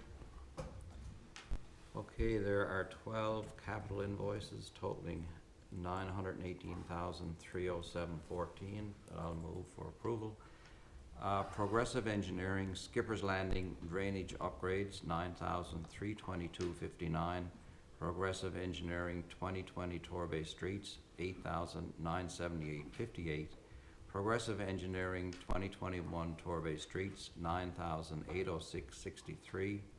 Modern Paving Limited Streets Project Gas Tax, $478,880.32.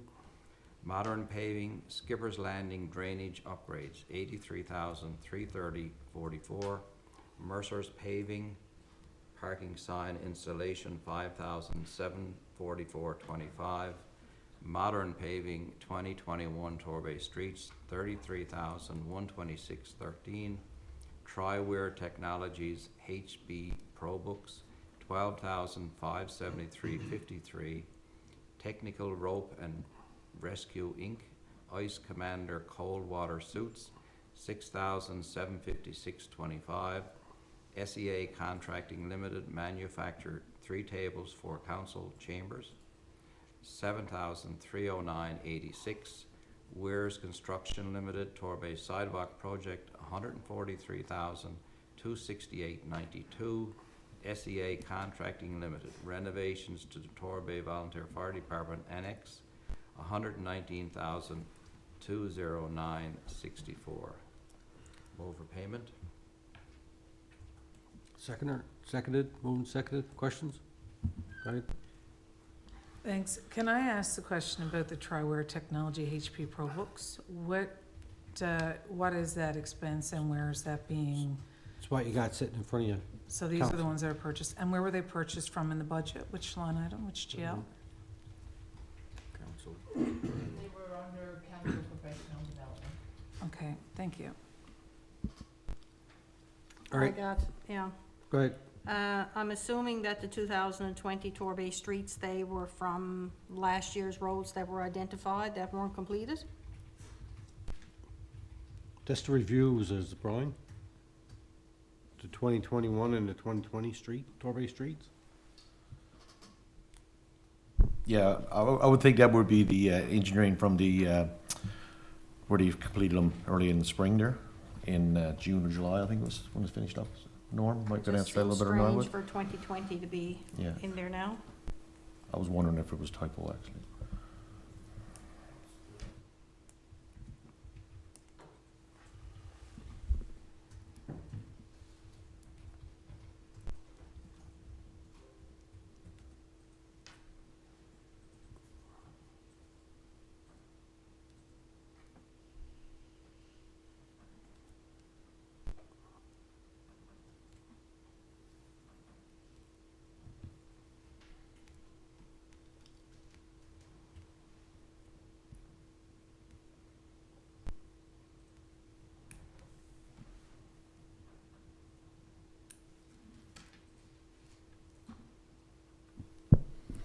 That invoice actually hasn't been posted into our system yet, and I can get a copy for that and circulate it to council.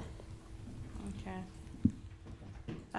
The other one that I've got here is Mercer's Paving, what with parking sign, or they came and, that just seems like an odd one too, parking sign installation.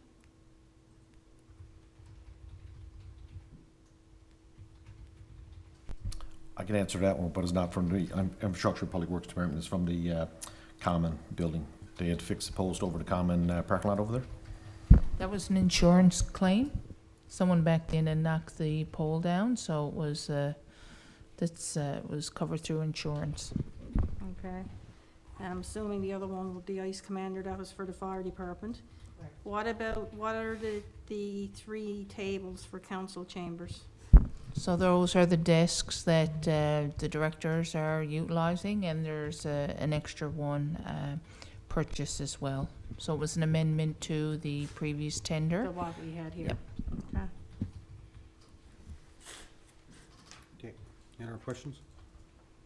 Can I just ask why we're having the 3 extra created? Is there like more people going to be working in here? We already have that. Just So for here. the directors? Oh, we already have them? Yes, yeah. Yes, okay, my apologies. I thought we were, never mind. Okay. Thank you. All right, okay, all in favor? Aye. Aye, opposed, carried. Okay, the motions report. Just some background, we do have a motion. The authorized representatives on the town's HST and payroll deductions accounts with the Canada Revenue Agency have not been updated in some time. At present, no current employee has access to the CRA online accounts for the purpose of making inquiries or updating information. In order to effect a change in the authorized representatives on the town's account with the CRA, a motion of council is required to appoint the new authorized representatives.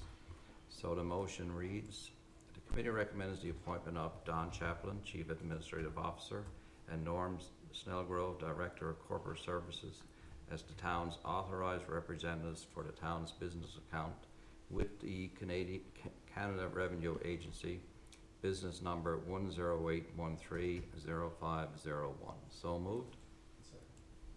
Moved and seconded. Questions?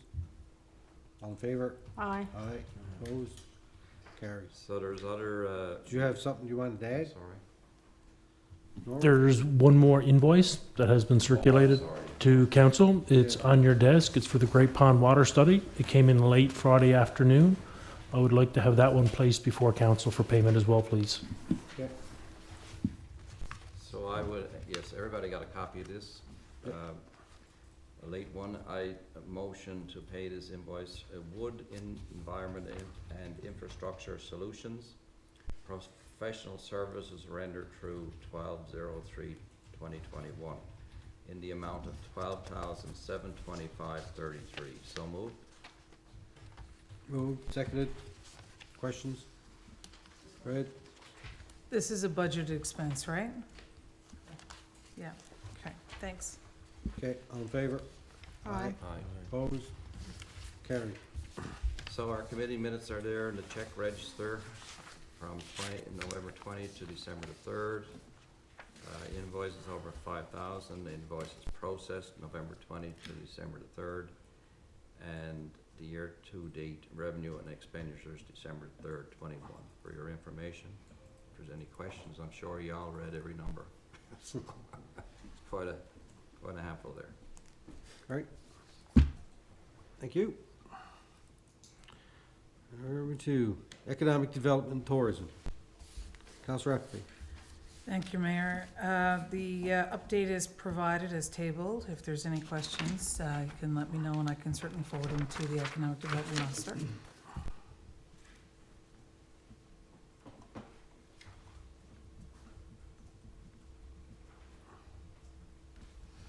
Questions, anyone? No? Good. Okay. All right, so ends my report. All right. Infrastructure and Public Works. Councillor Pollard. Thank you, Your Worship. The first part of the report, I guess we met the December 8th, as we do every second Wednesday for 8 o'clock in the morning, and try to get out of there in time to start our day. But the History House, I guess, is coming to a project end, we hope, but the change orders just keep on rolling on. There's 6 change orders that were put before us for a number of items, and all of them seem fairly reasonable, as unreasonable as we think they are when they're brought forward all the time, except for number 18, which we asked to go back on and have some questions answered on because it didn't seem to make sense. They total $25,223 plus HST. I just want to take a run through them. I think, you know, it's probably worth noting to understand exactly what we inherit when we inherit an older building and the items that have to go with it. Although I will say I was surprised by the first one, that it relates to eaves, trough, and fascia that is actually missing. Eaves, trough I would have thought would have been included, but obviously not. Fascia can always miss, and I guess they had to replace it anyway. So that was $6,829. The next one related to electrical modifications for code requirements. I don't think there's any surprise to the need that an older building would have to be changed from electrical standard up to code. It's just the number of these that come through, I guess, and they're really timed by depending on whatever work that the contractor is doing at the time. So this here relates to the new 60 amp feed to the sub panel for the actual furnace, and provide lighting power in the lift as per code as well. As you know, we had to put a lift in the house for accessibility purposes, so there had to be some electrical work done on that side of things. So that was in the amount of $9,515. Flooring in a certain room as well had to be brought up to, I guess, the type of flooring that was in the building from an aesthetic purpose, I guess, and a leveling purpose as well. That was in the amount of $2,229. Number 16 related to the waterproof enclosure cabinet to house the accessibility and lift equipment. So lift equipment went in a chamber, and in order to have that be up to code, the electrical wires had to be encased. So that was essentially that for an amount of $1,650. Not that I know anything about this, by the way. I'm just really reading the summaries here. So. And then the last one is for some change orders related to labor, the asbestos issues we had, the removal of some of the interior walls and that, trims, moldings, etc. And that was in the amount of $5,000.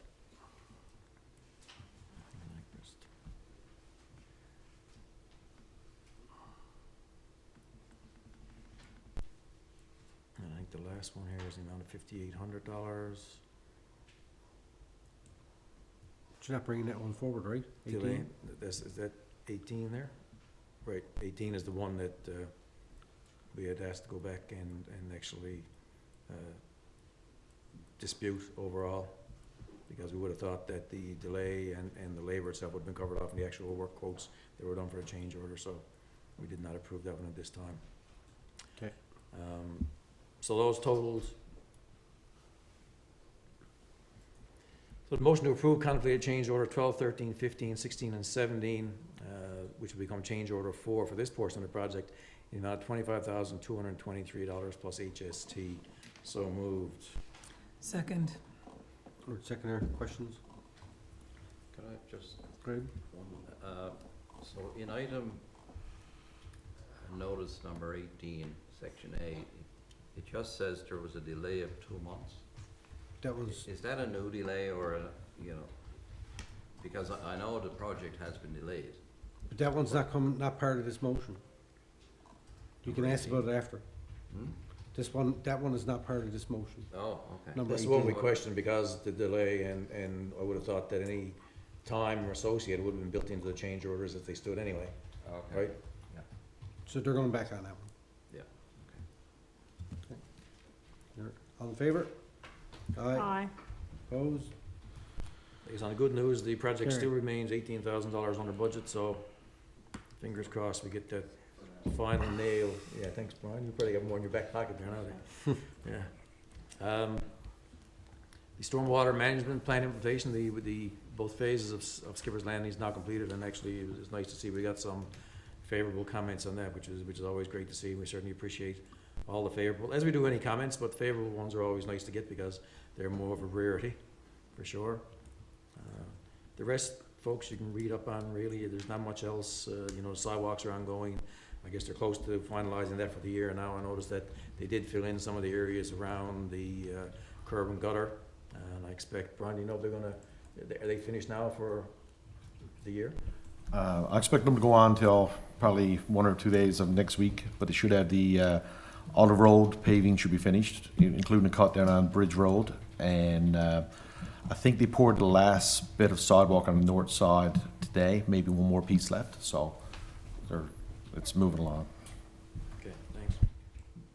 The trail development, as His Worship mentioned earlier on, we ran into that sort of stumbling block, I guess, going around by that deep hole, whatever it was. We approved, or so Brian gave go-ahead to Grand Concourse to put the bridge across. That was originally contemplated, so there should be a bridge going across as part of the original part of that trail, so there will be a little bit of work done on it. And they also trailed down to Western Island Pond on the other side in the amount of $43,000 to use up some of this year's money. That'll be it for the year. There'll be some, I think, $15,000 left over in our trail budget, and we'll carry that forward, obviously, to do some work. Still waiting to hear back from the province on the license to occupy, and if there's a solution that Grand Concourse can come up with to get us across without having to do some major work around that deep hole. So that's all I have for now, Your Worship. Just one comment, if I could. We added to the discussion here around the community transportation funding plan. There was a discussion there about the importance of planning. And one of the things that we talked about was that, $100,000 there, we could apply for it, but we really need to plan for what are we going to do to address some of these issues around community transportation. What would that look like? What would that plan look like? We had a conversation with the director about, speaking to other municipalities about the whole idea of a transportation system that could work like a regional system. Could that work with other communities? What would that look like? We can apply for money, but if we don't have a plan and we know how we're going to use it, then we're just applying and patching, really. So part of that conversation that we had at committee was really about working to put these plans together, and then when the plans are in place, we know what that could look like, then we can apply that money and know where to put it. But if we got $100,000, the question is what we're going to do with it. So it's really talking about, well, what is our plan? Let's have those conversations and consultations so that when this comes around next November, we can be ready and have something that's tangible and concrete to apply the money towards. That was part of that discussion. The other thing that we talked about, and I did ask to add to the conversation, and we did, was the road safety concerns about speeding and some of the discussion around that. So that was also discussed at the committee meeting. But I just also want to say that, I've been 4 years working with this council with the stormwater management piece. And I have to tell you, to get the picture from the resident of what a fabulous job that has been done there is amazing. And for the resident who sent us that email to say, thank you, I have been 14 years and 2 sub pumps later trying to get ahead of this. Thank you to the town of Torbay for listening. Thank you for doing the work that you've done to, you know, address these stormwater management issues in our part of the town.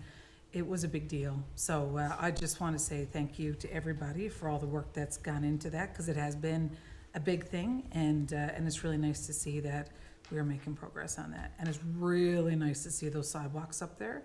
I've got to say, it's super exciting, and just want to say thank you to everybody for your work on that. I think to your point, and it's important, the planning piece that you talk about with regards to that work that we're doing in Skipper's Landing. Absolutely. Because luckily, well, not luckily, it was on purpose that we added in new development regulations so that kind of stuff can't happen again.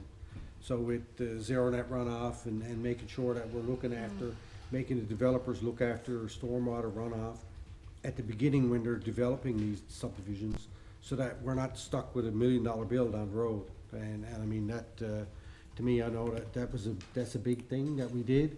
And hopefully, the issues that we resolved down in Skipper's Landing won't pop their head up in other places. They shouldn't. And we've also done additional work with regards to changing our calculations for the new climate change numbers for 100-year storms and all that kind of stuff like that. All that is very important. And you know, sometimes it's not as glamorous as putting sidewalks up a line road, but it's very important when someone's basement's flooded. So anyway, I would just say that. I think it's important for people to realize that to modernize infrastructure in an old infrastructure environment is pretty hard, or an older town. Think about it in terms of when everything was originally constructed and you know, the first pipes went in the ground, thinking how things have changed over the years and how much learning and because of growth, the additional requirements that are on our infrastructure and the need to do a better job of planning moving forward. Yeah. All right. Thank you. All right, where are we to? Recreation and Community Services. Councillor Goss. Thank you. Probably just going to go down through the minutes first before I address the motion, if that's okay. Sure. So we met on, let me see here, December 8th. We went over some program updates, recent events such as the Torbay shopping excursion, wreath making, tree lighting, paint and wine night, breakfast with Santa Claus parade, and the seniors Christmas party. These events saw more than 4,000 participants go through with all these events, which is great to see. We've also asked as a committee that we review the breakdown of any revenue expenses for programs in the future and events to see if they need to refer to any finance committee for further evaluations. The Winter Community Guide is now available, attached here for information. Registration for programs and events from January to March opens December 13th for residents and December 20th for non-residents. Christmas program schedule, we actually have a revised one due to some scheduling where the kids get out of school on the 22nd. That's been circulated here tonight.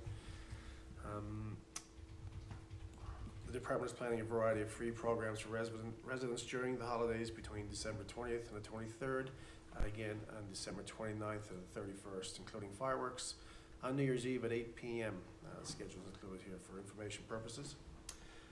Torbay Common Gate, which I'll address with a motion shortly, at the request of the Department of Infrastructure and Public Works, and to aid in the efficient snow clearing operations and ice control. The gate at Torbay Commons needs to remain open from December 1st to March 31st annually, in addition to remaining open for daytime hours during holidays and as previously mentioned. New business, we have a resident engagement survey. The department is encouraging residents to take the time to complete the recreational program event. That's really the only way that we'll know exactly if we're doing what the people want. So if you do get this survey in the mail, please take the time or pick one up at the Commons or wherever to fill it out so we can get some good feedback. With regards to the motion,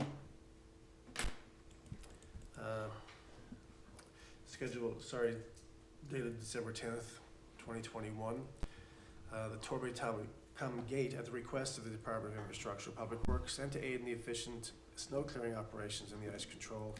The gate at the Torbay Common needs to remain open from the dates mentioned before, in addition to any daytime hours as holidays as previously mentioned. Motion 1, resolve that the Town of Torbay rescind motion RES-177-2020.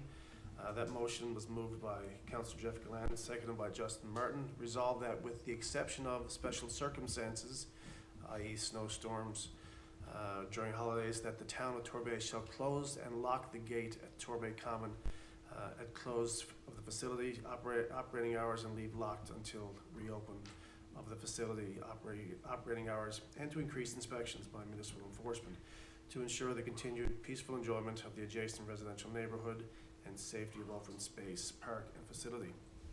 Motion 2. Okay, let's deal with the first one first. So moved. Second. All right, questions? All in favor? Aye. Aye. Opposed? Carried.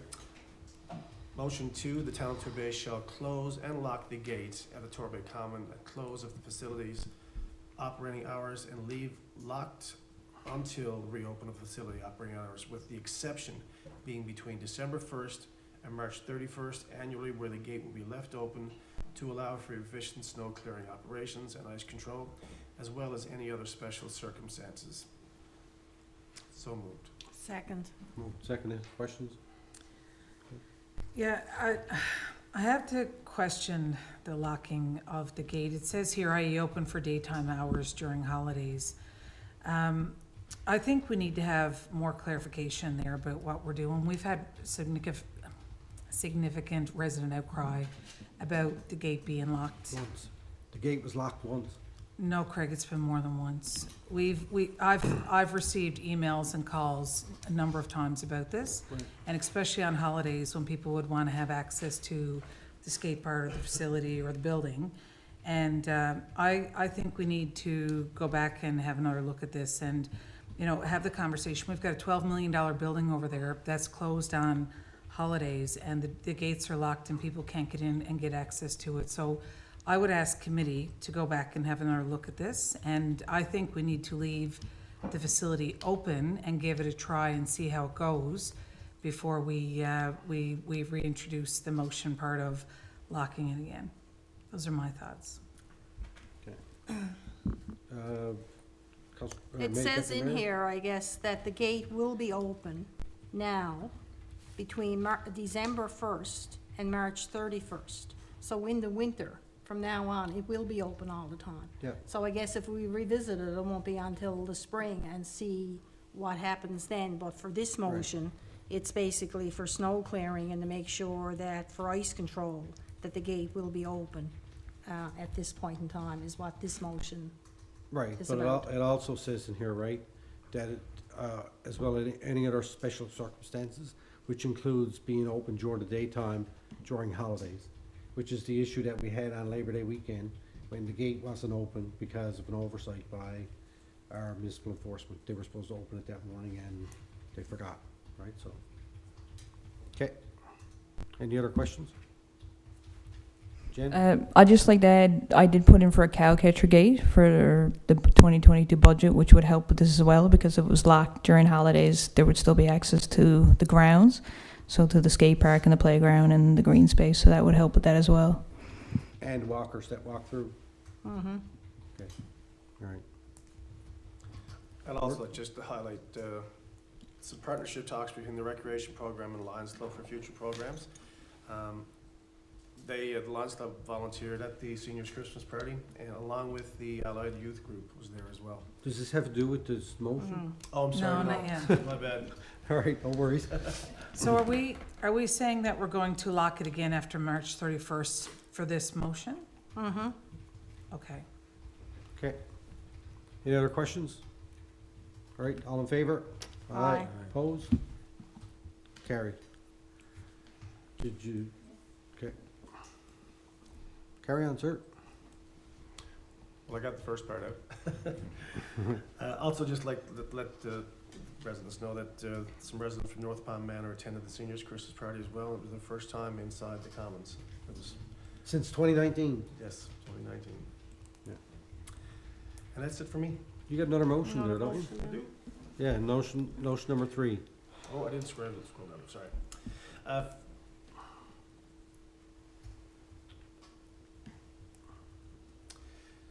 Further, Deputy Mayor Thorne Goss's notice of motion concerning printed copies of the town's community guides at November 29th Public Council meeting in consultation with the Economic Development and Tourism Officer and Community Coordinator. The town would advertise to Torbay businesses to register if they wish to be a pickup location for the town's community guides.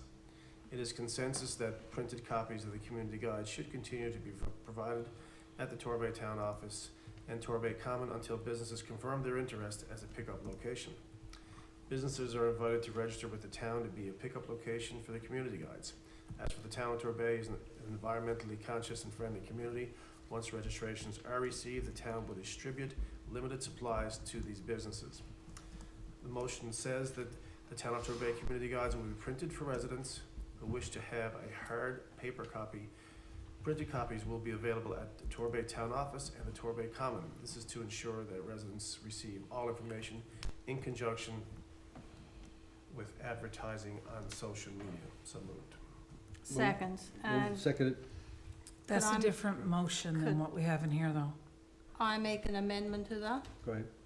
and that would be, printed copies will be available at the Torbay Town Office and the Torbay Common, and to new businesses as they register with the town. Okay.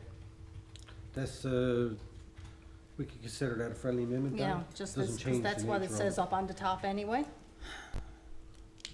That's a different motion than what we have in the package, though. That is what I'm looking at. The package is just to make an amendment. The motion I'm reading here says the town of Torbay community guides will be printed for residents who wish to have a hard paper copy. Right, Printed copies will be available at the town of Torbay office and the Torbay Common. right. This is to ensure residents receive all information in conjunction with advertising on social media. So is this not the motion that we That's- are? That is the motion It that is. No, the Councillor Goss motion- just read out. The motion that I just heard talked about residents or businesses registering for, Deputy Mayor just make an amendment to it, to add that piece in.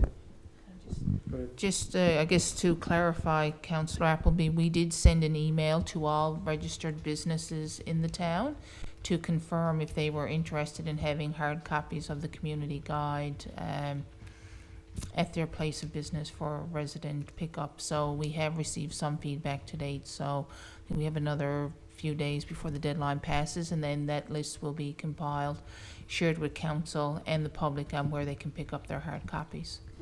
can I ask how we decided which businesses we were going to contact, the registered ones? Every business that is registered with the town of Torbay, as per our records, there was an email sent out to them all. So I didn't receive an email from my business. But you're a home-based business, so you wouldn't have Right, so received that's one. why I'm Yes. asking the criteria that we use to Yeah. decide which businesses we were Yeah. targeting. Yeah. Because I'd be curious to know which businesses got that opportunity, because all businesses that are registered did not, if I didn't receive it. The other piece I'm curious about then is how do we decide how many are going to that business? And I think it's important to note that we're going from mailing this to seniors and people who have disabilities who aren't able to get out to these businesses to pick this up. They're home. We're taking that opportunity away from them to put these community guides in a space that they have to get someone to pick it up for them, or they've got to find a way to get there to pick it up. No, I- we're not. I'm concerned about Okay, just- where we're headed with that. I think we've had this I discussion. don't think that's accurate what you're saying there. Just let us get a clarification. Well, I that's can- what I'm reading here. is what I I'm can asking. clarify if you want. We also have it out that people can register to get it mailed out. So they contact, we're going to set up a general email address. We're hopefully communityguides@torbay.ca. And then residents who might have that issue can email us and we will mail them a copy. For the businesses, so Deanne, our economic development officer, sent it around to all her business contacts. I can't remember the number, but I can get clarification on that tomorrow. We've had, I think, 5 back who want to register, and there's also an ad gone in the community guide that will allow businesses to contact us to register as well. So there'll be plenty of opportunity for people. I think it will cover all bases. And what we're planning to do, I think, is probably 20 or 25 will drop off at each business, and if they need more, we can then print more. That way, we're not printing too many, but if the need arises, we can add more later. So can I ask for the public to be able to understand what we're doing, what criteria we use to identify which businesses are going to be allowed to do this, how many per business, because I think that's... 20 to 25 per Right. business. So I think that residents need to know that. And I also want to see in the public package how we're making sure that people who don't have email, again, I'm back to, seniors and different people who may not use that, to make sure that they're able to get a copy of the guide sent to them. Because I just want to make sure that we're not leaving people who could rely on the paper copy that they want to have in their mailbox available to them. Look, for people like me who are going to go online and not want to have it in the mailbox, I think that's amazing. This is something that I've been advocating for a while, that we actually set that up and have the ability where people can register and say, hey, I want a paper copy, can you give it to me? And that's what I've been asking, if we could add it with our tax bill or information that the town sends out a paper copy once a year to say, is this something that you want to receive? And then it gets updated every year. So if I move or if I sell my house, then the town has a way to know, no, I don't want it anymore. But at least we have a consistent way where residents know they're going to get this ask in front of them, then they can register. So I think having that ability to have, have it as a part of our tax bill that goes every year, or something that's consistent annually, that people know that their way of communicating to get access to this is something that they know they can expect, then they can respond to it or have the number and call and ask for it. That'd be great. But I think just having it on email is the same really as having it just on social media. So I just ask that we have a more robust look at how we make sure that everybody gets access to it. I think that, and I'm going to ask for clarification, right? I think that we're not changing what we're doing now. People who register to get the thing in the mail still get it, right? So this is an addition to that. So there's still going to be all the people that could pick it up at the town hall, at the common, or at the businesses that registered through our economic development officer. And who if did they send it. want to, they can have it mailed, it's in the new guide, Yeah, that if you want to have a copy mailed to Okay. you, just to contact the town, and it will be mailed out on a quarterly basis as all well. right, thank you. Thanks. Okay. Any other questions? No? All in favor? Aye. Opposed? Carried. All right.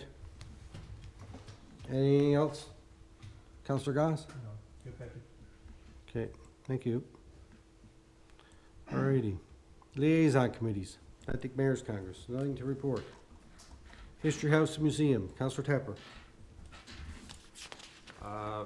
You've got a memo there from the History House manager, just giving a summary of things he's working on. Our next board meeting actually is tomorrow evening. I just want to touch base on some of these. The number one Come Home Year 2022 funding. Of course, Premier Fiore announced $4 million for in support of Come Home Year. The museum manager is coordinating the town's applications and working with other partners and stakeholders to prepare applications in advance of the January 31st deadline. Our Come Home Year projects will include Torbay Land and Sea Festival, Heritage Festival. To mark Come Home Year 2022, Torbay History House and Museum is partnering with the town of Torbay, the Torbay Folk Arts Council, and the Newfoundland Labrador Irish Connection to hold a 3-day Heritage Festival from August the 26th to the 28th, celebrating Torbay and Newfoundland's connections to land and sea, featuring a variety of living history exhibits, workshops, demonstrations, performances, activities, and vendors. The Torbay Land and Sea Festival showcases incredible producers, artists, and performers, keeping alive rich maritime and agricultural history of the Killy Coast. History House Grounds and Gardens beautification to prepare for Come Home Year 2022. Torbay History House Museum, in partnership with the town of Torbay, plans to restore and upgrade our historic gardens supporting the expansion of the museum's programming as well as Torbay's Garden Tourism Initiative. A Time in Torbay Festival to celebrate Come Home Year 2022 and 50 years of municipal incorporation. The town of Torbay will host a weekend art and music festival, A Time in Torbay. He's working on a collections management policy handbook as well for the museum, the History House. And down below number 3, there's a list of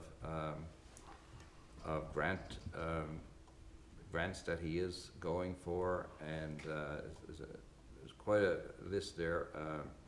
From the collections management component, that's $50,000. You know, Come Home Year, 25,000 years. Infrastructure, 25,000. Come Home Year community programs, 10,000. Canada Cultural Spaces Fund, 110,000. And Young Canada Works, YCW, another 10,000. So you know, he's really been proactive here and getting these, because there are deadlines to be met. But you know, he's really he's energy to get this going.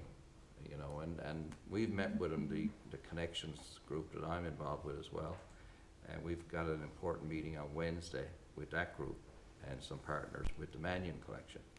And there's another initiative there that we'll probably talk about at the next council meeting. But just wanted to, you know, again, our board meeting is tomorrow night, and from that, I'm sure he'll be having some more news as well. All right, thank you. Can I ask a question? Sorry. Time in Torbay Festival, have you been in touch with the Time in Torbay committee to move that forward? Well, the committee is not in place yet, right? The Time in Torbay committee is gone, like they defunct, right? My understanding is that the Time in Torbay committee still exists and that there's money in that bank account that has not been disbanded, and they have a plan in place to do that. So I would suggest, I don't know how much is in that bank account, but I understand that there is money there. And I would think that if we're going to have a Time in Torbay event, that we should reach out to the Time in Torbay committee, because it's not my understanding that they're defunct. And there is money in that bank account, as I'm aware. The other thing, I recall when we started the original Time in Torbay, I believe we had to change the name from the, what was the name before, Councillor Hillside Tapper? Festival. Hillside Was one Festival. Yeah. From that to a Time in Torbay. So I just would suggest that if we're going to, I love the idea of a Time in Torbay Festival, absolutely. I just think that if we are going to do that, it would be important to reach out and have a conversation with the Time in Torbay committee and see if, one, if they're interested to partner, and then two, to look at seeing if we can't find a way to access the financial resources that are available to partner to put towards this. Yeah. So, We thanks.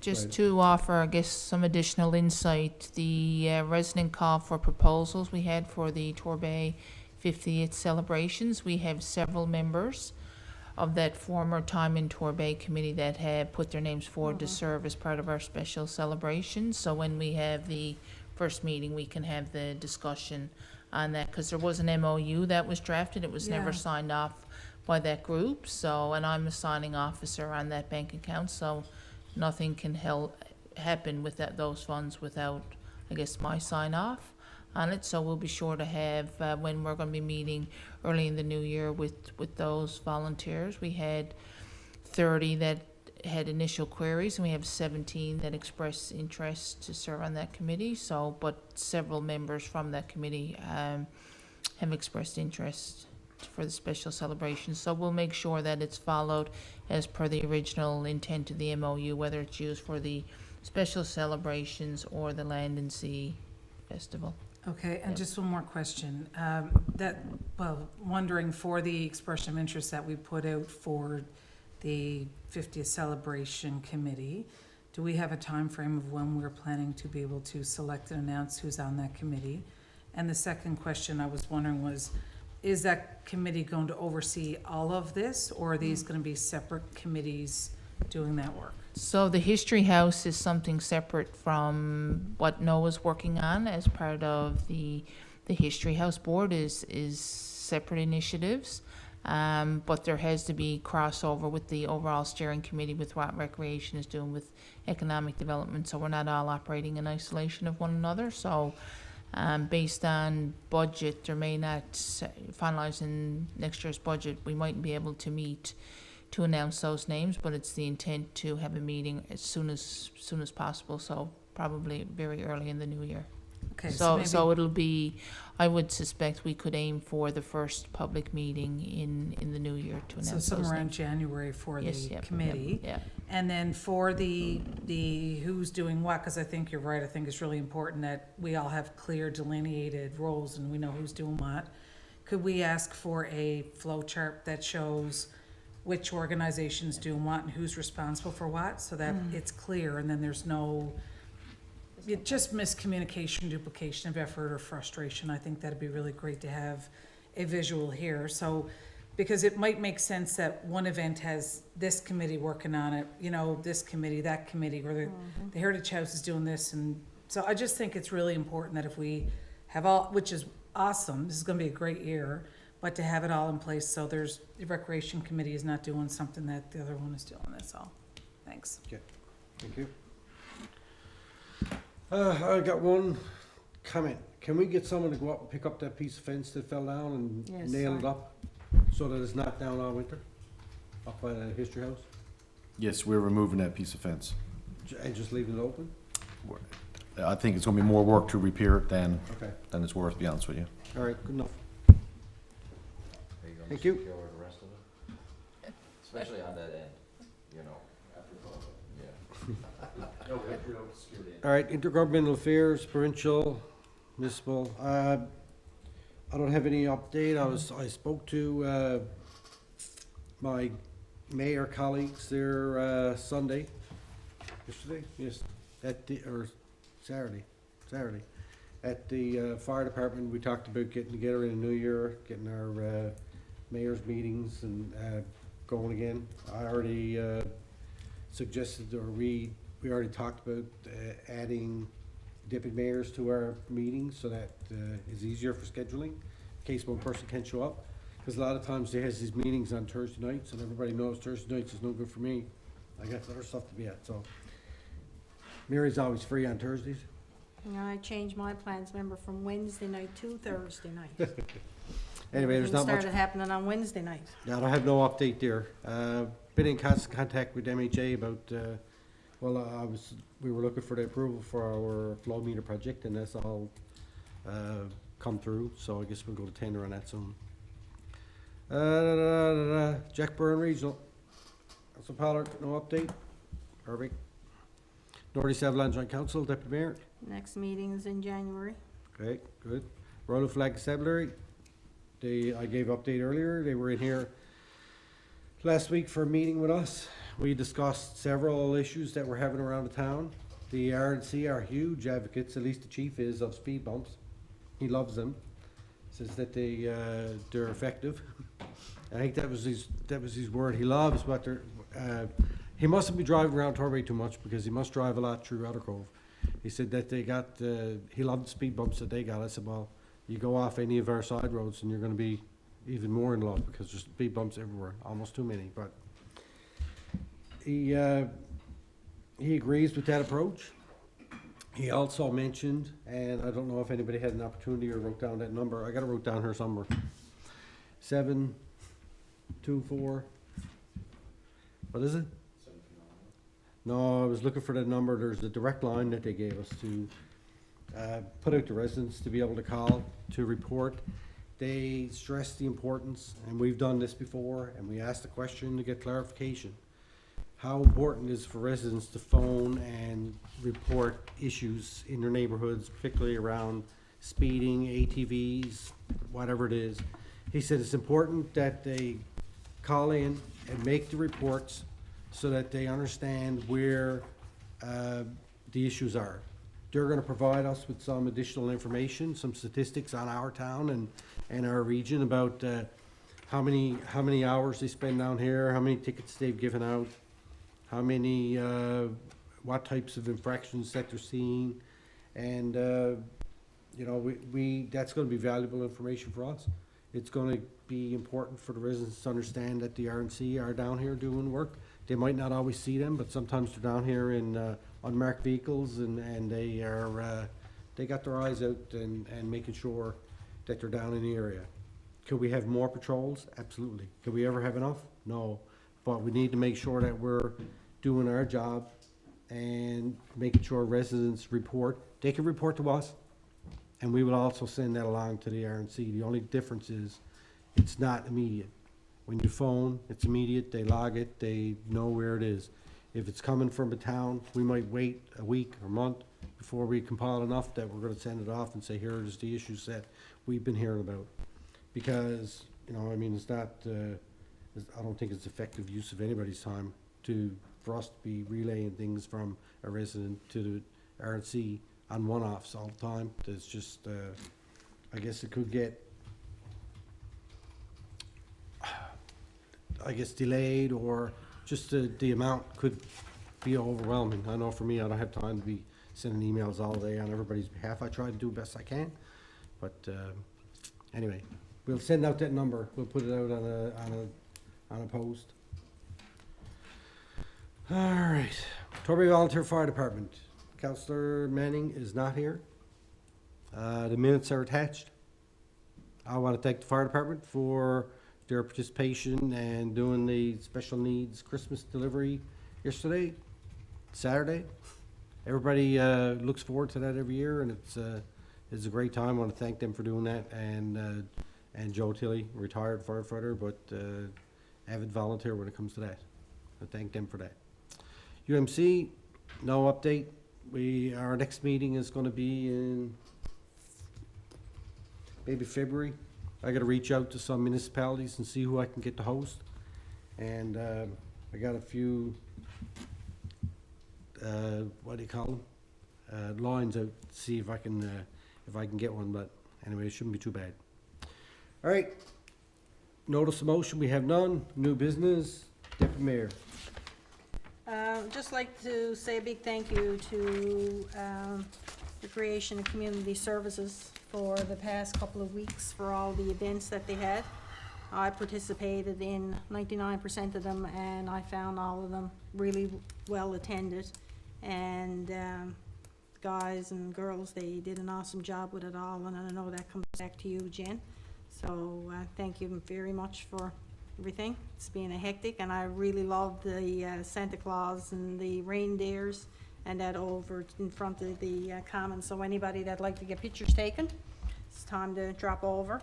I also want to say thank you, and I forgot it at the last meeting, but I had the opportunity to attend with the group, the Quilters group, and they had over 20 quilts that they donated to community health here in Torbay, and for them to give the staff to give them out to whoever they felt was in need, and basically for small children is who it was intended for.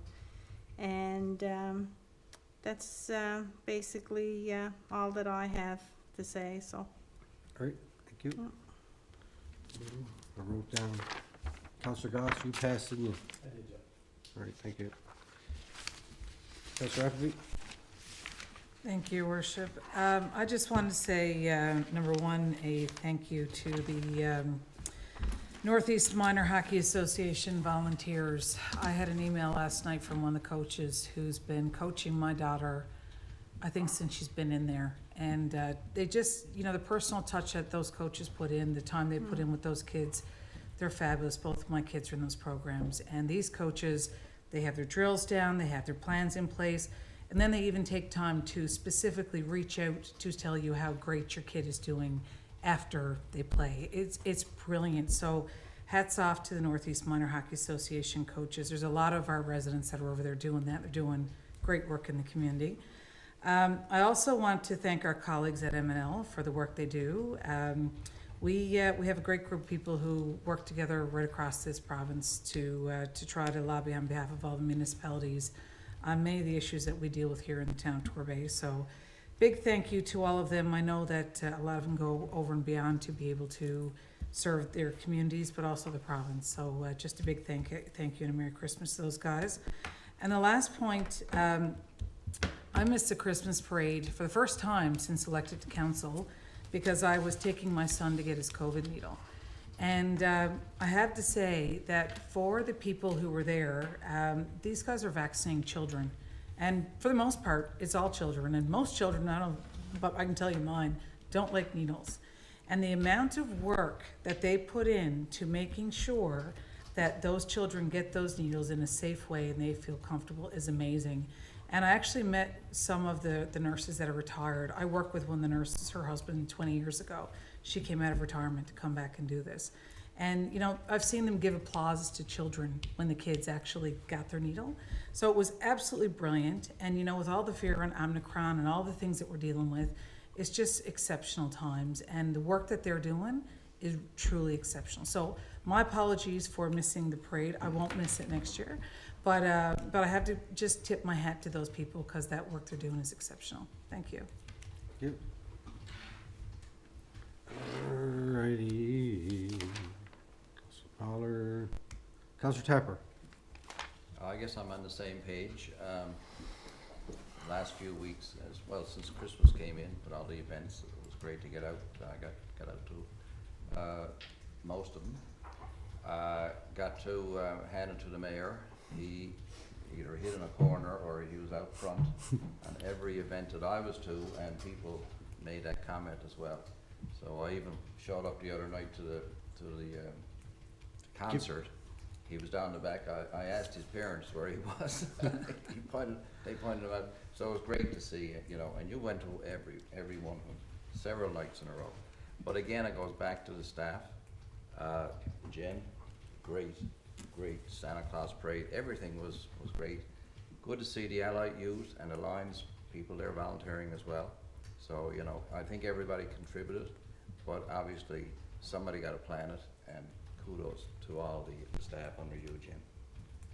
Great, good. All right. Well, first of all, congratulations to Councillor Manning, who's not here tonight. Oh. That is a new nanny again today. There you go. Yep. All hands are doing good, so I hear, and good for her, and congratulations. I do want to say, and you guys kind of stole my little rumbling, I wouldn't call it thunder, but whatever. Anyway, thank you to our Recreation and Community Services staff, and all staff really, Public Works too, and all the guys that come and help out with all these events. I know that at the Giving Tree concert the other night, Scotty asked me, do you want to bring greetings, Mayor? I said, no, bye. I'm greeting out. You do it, right? So he went ahead and did it. And, you know, he did mention, he said, this is 11 events that we've done in the last 2 weeks or whatever it was. So, you know, tremendous effort. I want to thank also the Lions Club and Allied Youth. They were going around like flies the other day at the seniors' dinners and breakfasts and you know, thank you to them.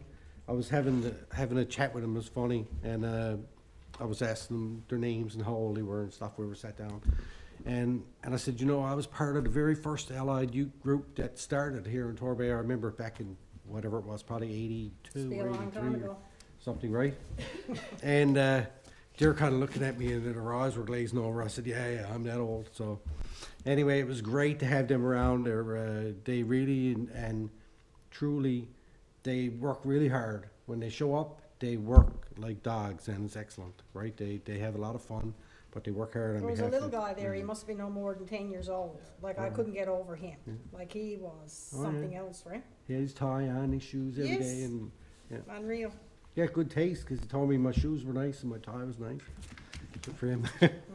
What a sweet young One soul. other thing that I want to mention, and that would be congratulations to the Kids Eat Smart Foundation, Newfoundland Labrador.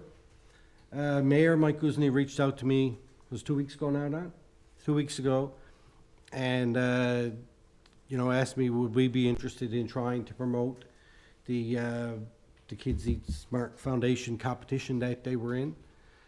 He did a video. I didn't get that fancy. I didn't have time, and but we did promote it on our social media, and we tagged other municipalities in that. So it was a really good group effort, and they did win. They won $105,000 through this competition that they're in, And I think for every dollar, that's a meal that they can do at a school. So, you know, that's 105,000 meals of money that they didn't have before that now they got. And they're looking at expanding out into some of the schools that they're not in. So congratulations to them. And hopefully, you know, that the as the Christmas season comes, I just want to remind everybody that, you know, that the Foodbank is going to be giving out hampers this week or early next week. And if you do have some things that you'd like to donate, reach out to them and bring it, because, you know, not everybody is as well off as everybody else come Christmas time, and or any time really, but, you know, especially around the holidays, we want to make sure that people in our community are able to participate and have a good holiday with their family. So with that, is there anybody that or Norm? The deputy mayor asked about the invoice for Progressive Engineering earlier. I actually have a copy of that now. That was for pavement inspections and testing in the summer and for provision of our as-built drawings for the work that was done on the 2020 roads project. So you're on the ball. Thank you very much. You know, you could have waited till the next meeting. Oh, That's all right. Good job. yeah, perfect. Danielle, did you have any questions? Okay, good. There's an email. Hang on, I got an email. Q&A email. Where is it? From Paula Lancaster. Oh, I have it. Oh, yeah, hang on, I got it. I forwarded it to you. It didn't come direct to you. All right. Second Q&A. Hang on, I got it. Okay, from Paula Lancaster. Thank you, Paula. This question about the budget survey completed by residents. Will there be a report similar to Engage NL's What We Heard and St. John's What We Heard document ahead of budget 2022? So the Director of Corporate Services and I spoke today and working on the presentation for Wednesday night, and there will be an overview of the resident survey and the top priorities Okay. and how it links to the draft budget for next year. All right, okay, thank you. That answers that question. Alrighty, I don't have any more. So, that's all? All right, thank you. With that, our next public council meeting is scheduled for December 15th, 2021, 6:30. Hang on now, am I reading that right? No. Oh, yeah, okay. The next public meeting of council, sorry, will be held on Wednesday, December 15th at 6:30 here in council chambers. Council will present the town draft budget for 2022. A special public meeting of council will be held on Monday, December 20th, 2021 at 6:30 p.m. Council Chambers, Torbay Town Hall. And this meeting pertains to the town of Torbay 2022 budget. And the next regular public council meeting is scheduled to take place Monday, January 10th, 2022. Oh, hang on now. Those other two were supposed to be 2021. December. Oh, no, 2022 budget. Right. Sorry, excuse me. Anyway, my eyes are getting watery. So January 10th, 2022 at 6:30 will be our first council meeting of the new year. And with that, I would entertain a motion to adjourn, please. So moved. Moved, seconded, all in favor? Aye. Opposed, carried.